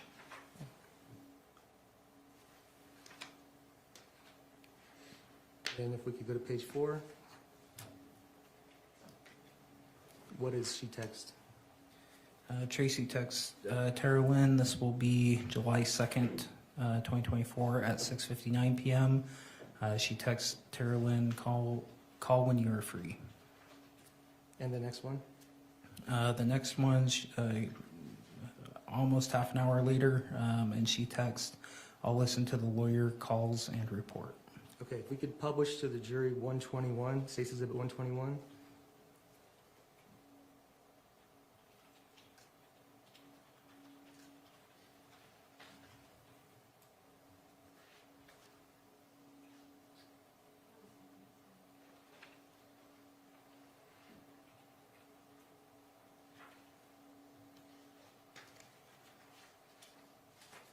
Council, just double check to make sure we don't have any witnesses in the courtroom.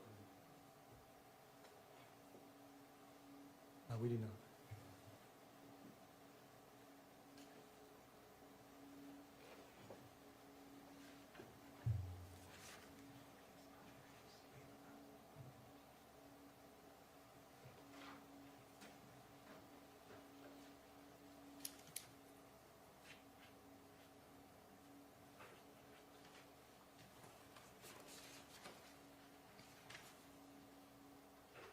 Okay, do you recognize what this is?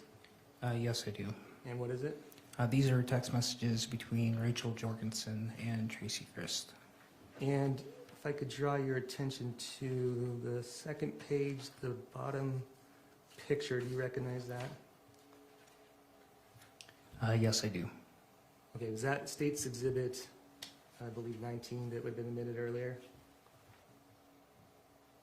It's definitely one of the exhibits that have been shown here. I'm not sure of the actual number. Okay, and was this, who sent this message to whom? So this is from Tracy to Rachel. So sent from Tracy to Rachel. On what day? So this will be July 4th, 2024. If you could scroll down a little bit farther. Sorry, it was read on July 4th. It was sent on July 3rd, 2024.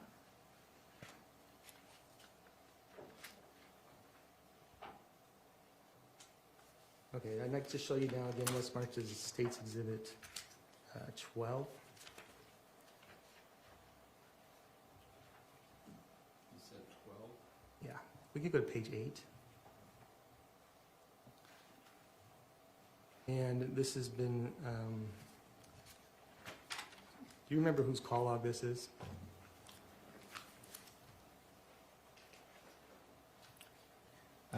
Is this Catherine Rosselli's call log? Yes, this does look like Catherine Rosselli's call log. Okay, were you able to go through the call log and determine a time in which Catherine made the attorney call? Yes, I was. And do you see that on the screen in front of you? Yes, I do.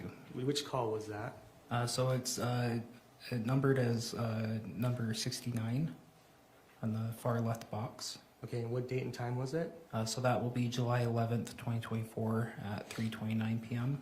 Okay. And if we could go back to Tracy's search history on 109, page 1. How many searches or even websites does the defendant search on July 11th? Just one. At what time? At 4:39 p.m. How long after that was that from the attorney phone call? So it was about an hour after that phone call was initially placed. And what did the defendant search? She searched, when was Donna Adlesen arrested?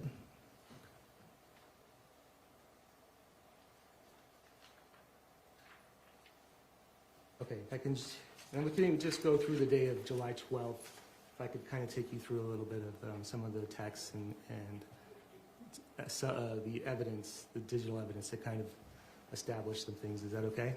Yes. Okay, if we could go to Exhibit 10.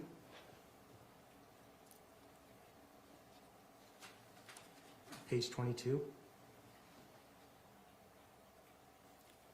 And if you could go down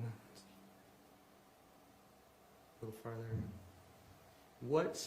Who are those texts between and what does it say on the green side? So these are texts between Catherine Rosselli and Tracy Grist. On that green bubble, that is sent from Catherine Rosselli to Tracy Grist on July 12th, 2024 at 9:17 a.m. and it says he's gonna drive out. And so based on your understanding of this investigation, what did that mean? So this is the first piece of evidence that we have day of that shows communication between Miss Rosselli, Catherine Rosselli, and Tracy Grist, of Catherine telling Tracy that Matt is coming that day. Okay, if I can take your, can I publish the State's Exhibit 124?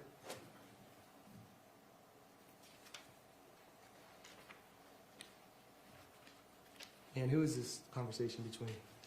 So this is between Tracy Grist and Teralyn Fisher. And on what day? If you could scroll down a little bit. This looks like it was sent July 12th, 2024 at 1:47 p.m. Okay. And if I could show you, or if I could show the jury State's Exhibit 123. Do you recognize what that is? Yes. What is it? So this is Tracy Grist's call log. If I could draw your attention to page 5.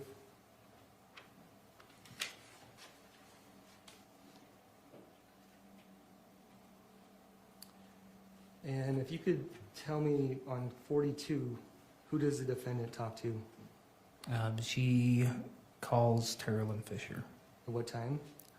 1:11 p.m. And how long do they talk for? 3 minutes and 56 seconds. And on number 41, who does she talk to? So she gets a call from Teralyn on number 41. At what time? 1:15 p.m. And how long is that conversation? That's 30 minutes and 30 seconds. Okay, and if I could take you back to exhibit 124.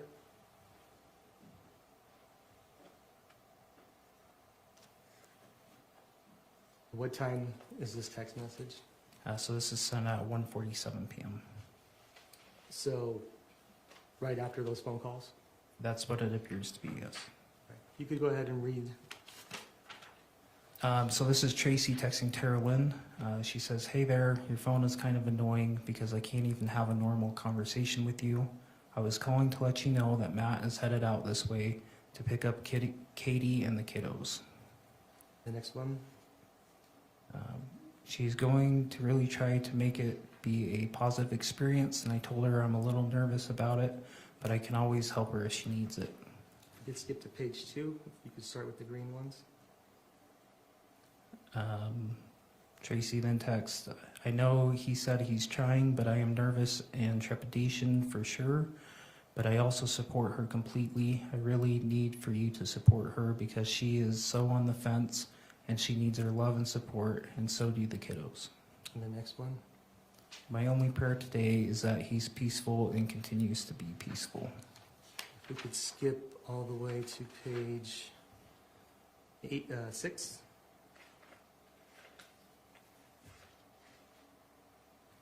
And you go to the bottom. If you could read the green.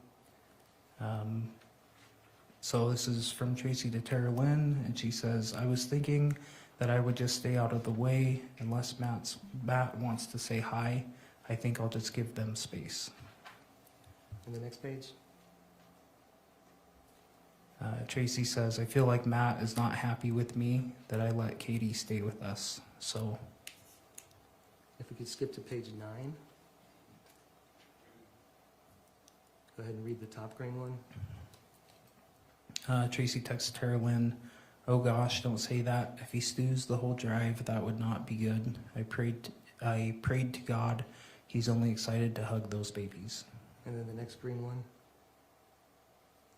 "Hey there, I need to focus, so I love you and I'll talk to you later. And I do not like that. Your phone is so ridiculous right now, but I can't imagine how you might be feeling about that dang phone. You probably want to throw it across the room." And if we could go to exhibit 10.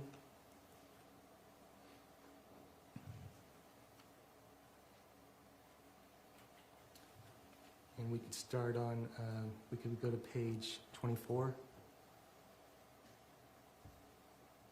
You could go ahead and read those text messages, the top message.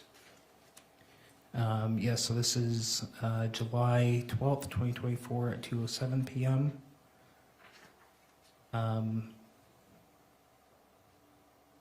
Just the top message, what did she say? Tracy texts, the water is off in my studio, so I'm just going to come home and tackle that laundry room." And who is she texting again? I believe this is Catherine. Okay. And if we could go down to the start with Honey Bunch, what time is that at? That text message is sent at 2:08 p.m. Okay, if you could read that. Honey Bunch, I really happy that Matt's going to try. I'm a little nervous about it, but I hope that it works out because you have a sweet little family. And just read the rest. She also texts, "I am super happy he stopped drinking." The next one. Catherine responded, she looks like she liked that message that Tracy had sent earlier. And then Catherine responds with a text at 2:10 p.m. She says, "Me too, I want us all to be happy together." Next one. Then Tracy says, "That is literally the only thing I care about. I just have always appreciated that your husband loves you and loves your kiddos." Next page. So 2:11 p.m. Tracy texts, "You just have to do your best too. I'm coming home so we can talk about it later. You really need to be invested in doing the best you can. I know you have been. I just love you so much." Let's skip to the next blue one. So this is also from Tracy at 2:19 p.m. She says, "Hey there, please let Matt know that he's welcome to spend the night if he's too tired after driving all day. I promise I'll stay away and I'll be as sweet as candy." Catherine responds at 2:19 p.m. With okay. Tracy then texts again, "Or else, if you guys want, I can give you $100 or so towards a hotel so you can stop if you need to." Excuse me. And what does Catherine respond? Catherine responds with, "Okay, I'll tell him." Then Tracy sends, "I'm not trying to get in your business at all. I just want him to know that if he needs to rest, he can rest at the house, or we can get a hotel room for you guys, or maybe you could just start driving to go back home because he will not have driven all day the way he did." And then she also sends, "Even a hotel room in St. George might be okay. $200 for a hotel room I can handle, as opposed to the rental car on the way back." And then Catherine responds at 2:23 p.m. with, "Okay, on the phone with him now." I'd like to show you Smart Statistics Exhibit 122.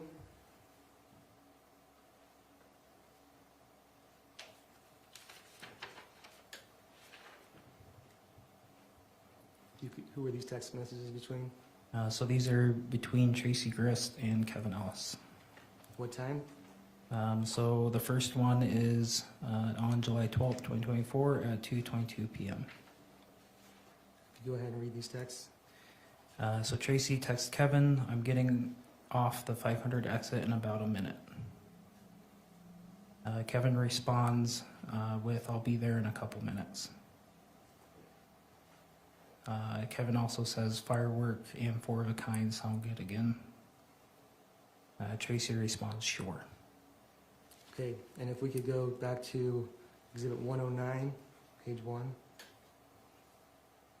What is Tracy search that day? So on July 12th, 2024, the only thing she searches is "It's Happening" meme. And what time was that at? That was at 2:13 p.m.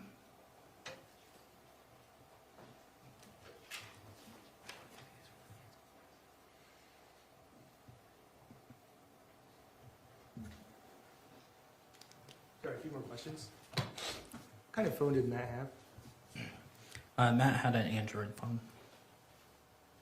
And what kind of AirTag? What is the brand of AirTag? The brand of AirTag is Apple. Based on your training experience, did you find out if those were compatible or not? I did, and they are not compatible.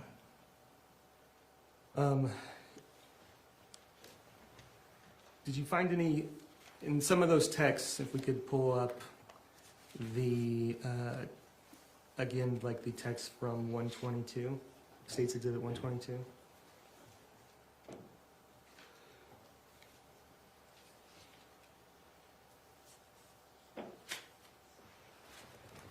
Okay, so on those texts, do you see anything that indicates if those texts have been deleted? Was there anything in the metadata that showed that? No, I don't believe they were deleted. Okay, if I could show you, go back to States Exhibit 118. Did you see anything on those texts that show that they were deleted? Yes, I did. And does it say what time they were? Or what day? I apologize. Yes, they have the date of July 7th, 2024. Okay.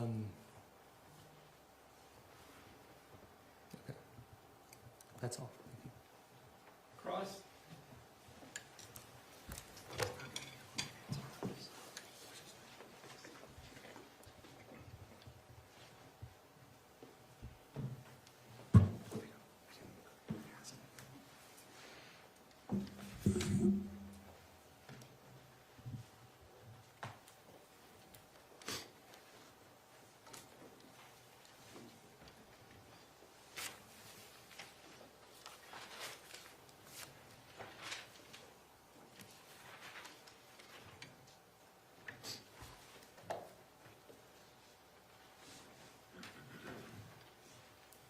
I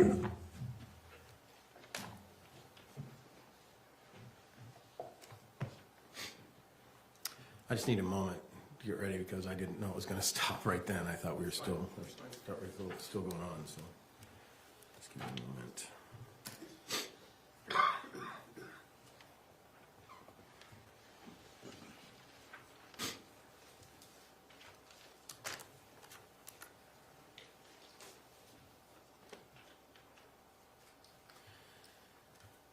So, sorry.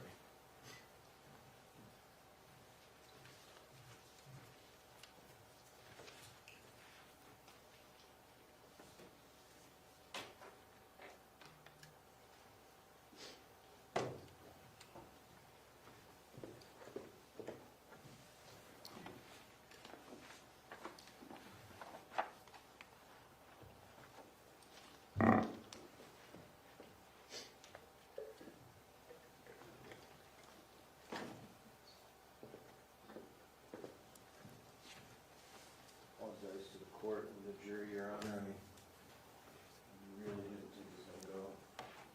That's fine. You want to take a short recess? You got it? Okay. So, good afternoon. Hello. Nordin. Good afternoon. Nordin, right? Nordin, yes, sir. Thank you, sir. Detective, you started off your testimony by just talking a little bit about your time as an officer and your training and your experience, right? Yes, sir. And you went to post, right? I attended a post-satellite academy, yes, sir. At UVU. Yes, sir. And post stands for, do you know?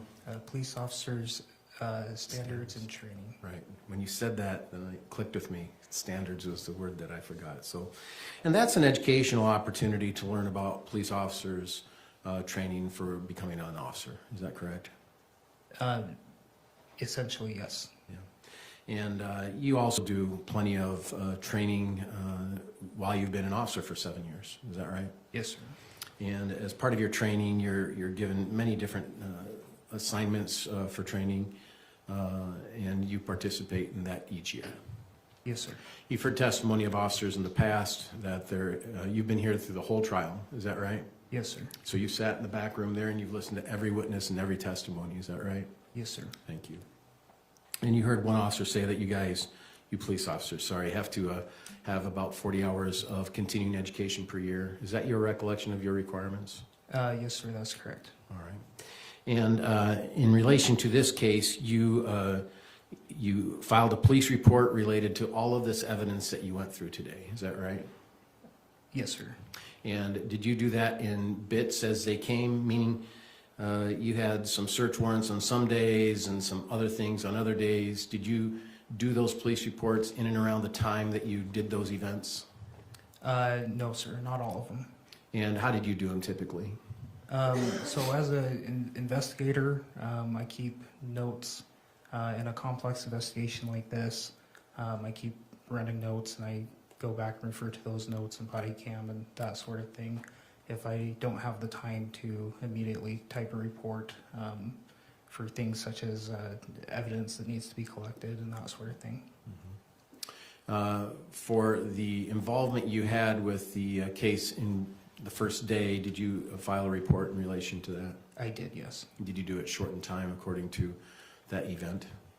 I added that report to our system a few months later. I don't recall the exact date, but I could refresh my recollection if you'd like. So when you write a report, do you use a program, a computer program? Yes, sir. And what's that program called? So I type my reports in Word and then I copy and paste them into our program called Spillman. Spillman reports. Yes. So when you type them on Word, do you keep a tally as it's going on, or do you wait long extended times before you type it on Word to then transfer to Spillman? Typically, it's pretty close to the event in question. Is that because you want to keep your memory sharp on the things you've learned? Yes, sir. And were you trained that it's better to write things down close to events so that you don't forget? Yes, sir. That's a part of your training as a police officer, isn't it? Yes, sir, it is. In this particular case, you obtained a search warrant for the home, is that right? Yes, sir. And as part of that search warrant, could we pull up 103? You searched Kevin's room, is that right? Yes, sir, that's correct. When you searched Kevin's room, did you know at that time that Kevin was the person who shot Matt? At the time I searched the room, I don't believe I knew that Kevin was the person who had shot Matt. I was on scene, had been notified there was 3 adults in the home, and all 3 adults were being interviewed at that time. So did you get search warrants for all the rooms? For the whole residence, yes, sir. Yes. And when did you find out that Kevin admitted that he had shot Matt? It would have been shortly after the search of his room when I went back to the police department. Okay. Did you draft the affidavit for the search warrant in your vehicle? Yes, I did. Is that common? Yes, sir. It is. It's electronically done, isn't it? Yes, sir. Indeed, you get an electronic signature from a judge if he approves a search warrant, isn't that right? Yes, that's correct. So it's pretty quick in time because you're sometimes on cases on the scene and need quick results from search warrants. Is that accurate? Yes, sir. And are you aware that judges are assigned each night to be the judge on call to see if search warrants are needed? Yes, sir. And are you given who that judge is and given contact information in case you do need search warrants? Yes, sir. When we submit it, it will then identify to us who the on-call judge is. There's many different judges, but just typically one judge for that night. Is that correct? For the most part, yes, sir. Yeah. And so on the night in question, July 12th, you filled out a search warrant affidavit, which is basically your statement, right, to the judge on why you need a search warrant. Yes, sir. And you then got that return of the search warrant from the judge. Is that right? At that point, the judge did grant a search warrant to search the home. Yes. Right. Do you have a question, Judge? Sorry. No, I'm just listening. Thank you. my bad.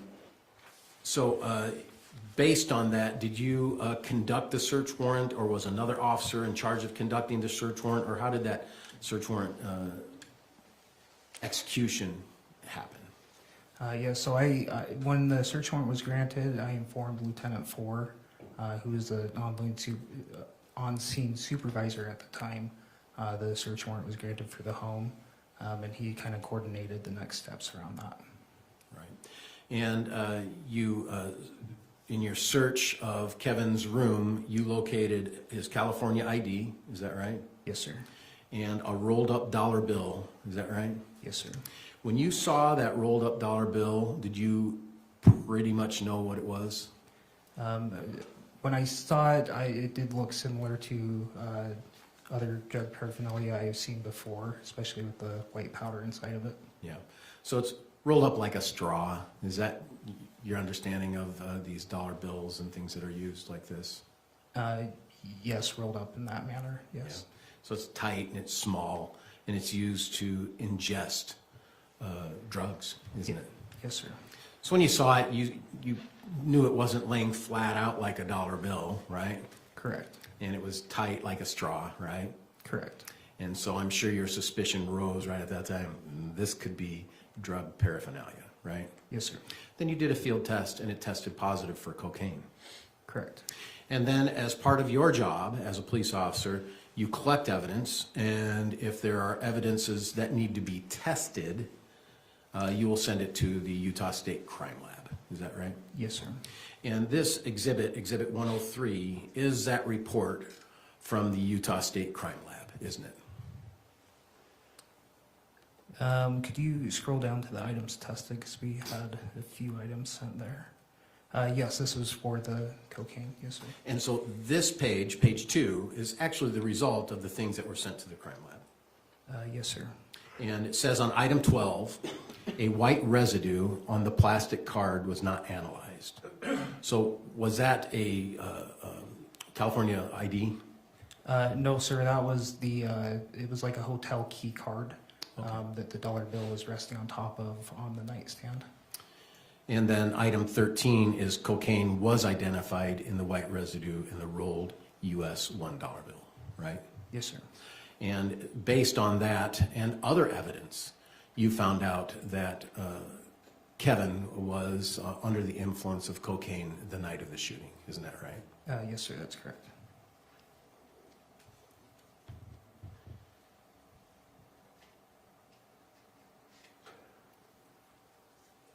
Did you have an opportunity to talk with Diane Rastelli regarding this death of Matthew? Lieutenant Four wanted to speak to Diane Rastelli, so he assigned himself that assignment. So I have not spoken to her until court proceedings. Okay. Are you aware that during that interview with, is it Officer Four or Detective Four? Lieutenant Four. Lieutenant Four. That he did speak with Diane out in California? Yes, he told me of their conversation. Did he ever ask Diane about Matthew's personality and his character traits? I believe he did, yes. Yeah, and did you ever ask, you're aware that Lieutenant Four asked about whether Matt would carry a knife, aren't you? Yes, sir, I am. And is it your understanding that Diane said he did not? Objection, hearsay, Your Honor.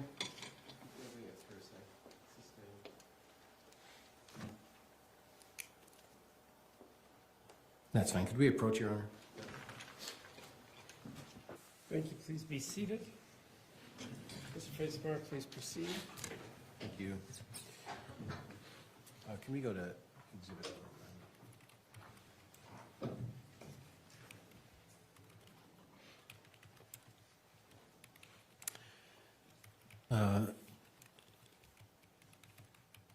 Exhibit 109, can you describe what this exhibit is, Detective Nordin?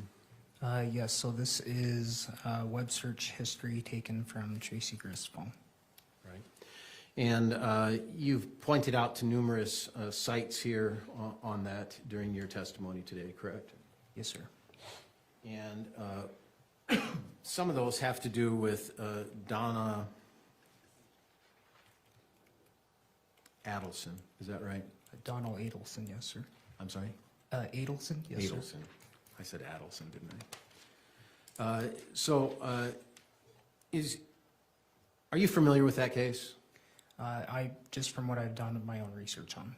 Are you aware that that case had some popularity in the United States? Yes, sir, I am. And you're aware that there's podcasts about this case, right? Yes, sir, I am. And media coverage, right? Yes, sir. And I guess the whole genre of, they call it true crime. You've heard of that, haven't you? Yes, sir, I have. And that's quite a genre now, isn't it? Yes, sir, it is. Yeah, it's popular. They have TV shows devoted to all sorts of different cases. Is that right? Yes, sir. And you and I are in the criminal justice system, so we probably don't watch those, do we? I personally am not a big fan. Me neither. And so, but a lot of people are, and you're aware of that, aren't you? Yes, sir, I've heard that. Yeah, and this case that she has searched was one of those popular cases during that time, isn't that right?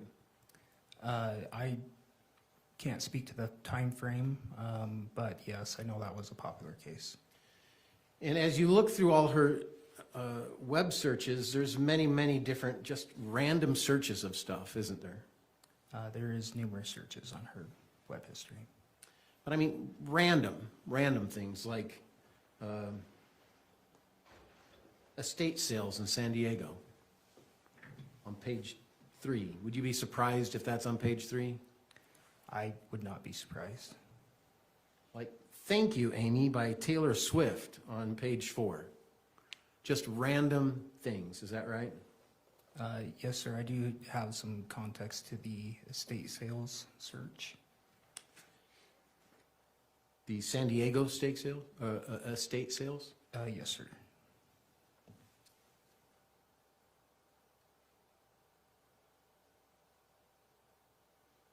Okay. Freedom Festival events at Sarah Shell. So local, national, all sorts of different kinds of searches on here. Is that accurate?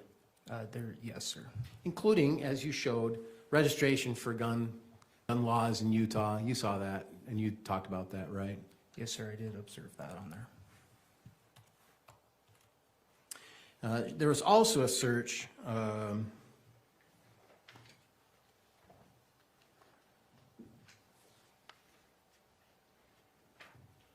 on page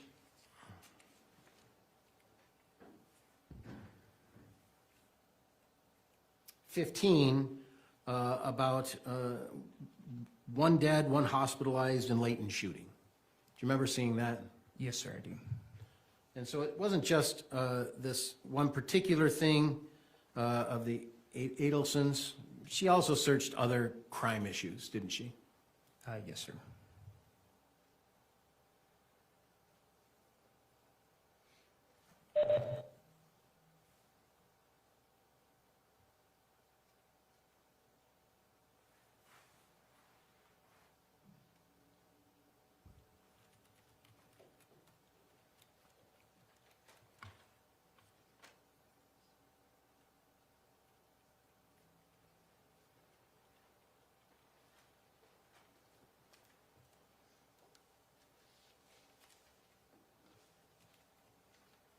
And on Exhibit 118,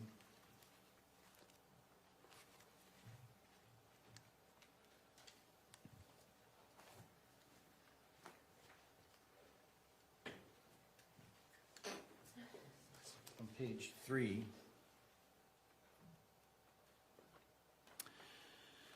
you see that in front of you? Yes, sir, I do. There seems to be a text from Tracy that says, text me the address where my kids are by tomorrow morning. If you don't text me the address tomorrow, I will be calling the sheriff for kidnapping. Do you think Tracy is the author of that text? No, I do not believe she's the author of that text. Who do you think is the author of that prose, as we would say in English? I believe that was from Matthew Rastelli. It's the exact same spelling and spacing. It looks like it may have been. So it looks like she cut and pasted and sent it to who? To Kevin. To Kevin. And Kevin had a response, didn't he? He did. And what was his response? His response was, how about no? Like, how about no? You're not getting the address. Isn't that right? That could be one of the possibilities for sure, yes. So Kevin was certainly aware that Matt was wanting to know where the kids are, wanting to know the address, and also that I'll be calling the sheriff for kidnapping, right? Yes, it does appear that way.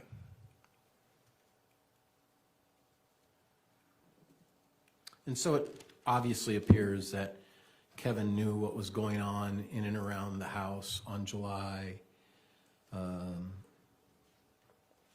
21st of 2024, right?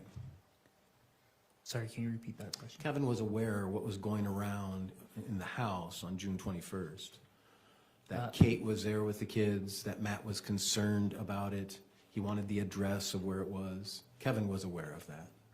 Yes, it appears that way, yes. Your understanding is Kevin lived at that home where Kate and the kids were, Cheyenne and Steele, right? That is my understanding, yes. And so it's not surprising that someone who lives there, when his sister and her two kids are there, that he's in the know. Is that right?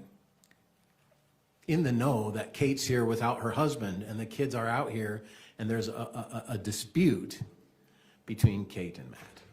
Yeah, based off of the text messages, it did appear that way.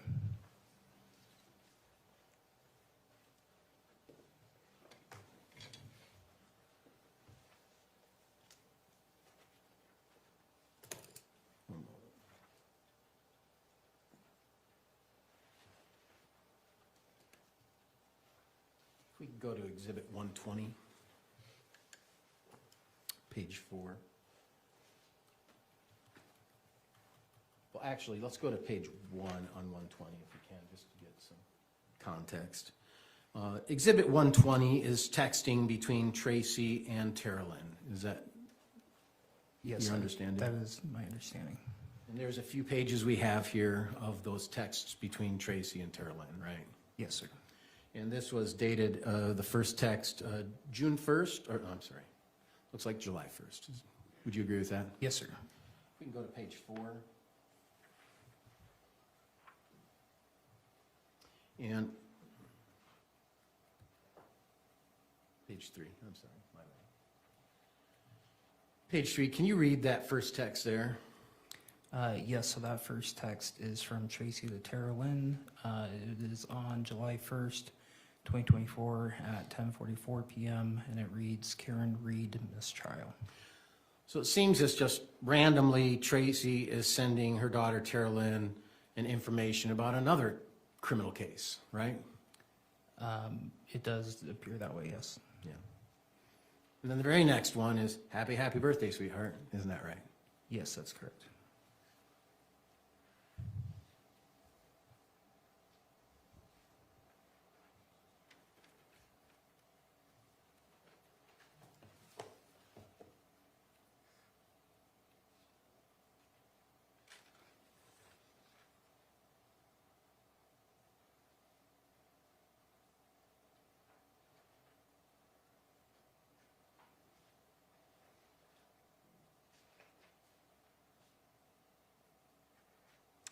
You've had the opportunity to obtain the electronics from Kate, is that right? Her phone, Yes, sir. her iPad. Yes, sir.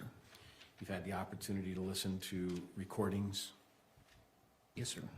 and you've probably had the opportunity to listen to recordings between her and Matt, haven't you? Yes, sir. And were most of those recordings showing disputing times between Matt and Kate? That they were in arguments? A majority of the recordings did not have arguments in them. What did the majority of recordings have? Just communications, talking about the separation and plans for coming back, and that sort of thing. Coming back to California? Coming back to California, yes, sir. Thank you. No further questions. Thank you. Redirect.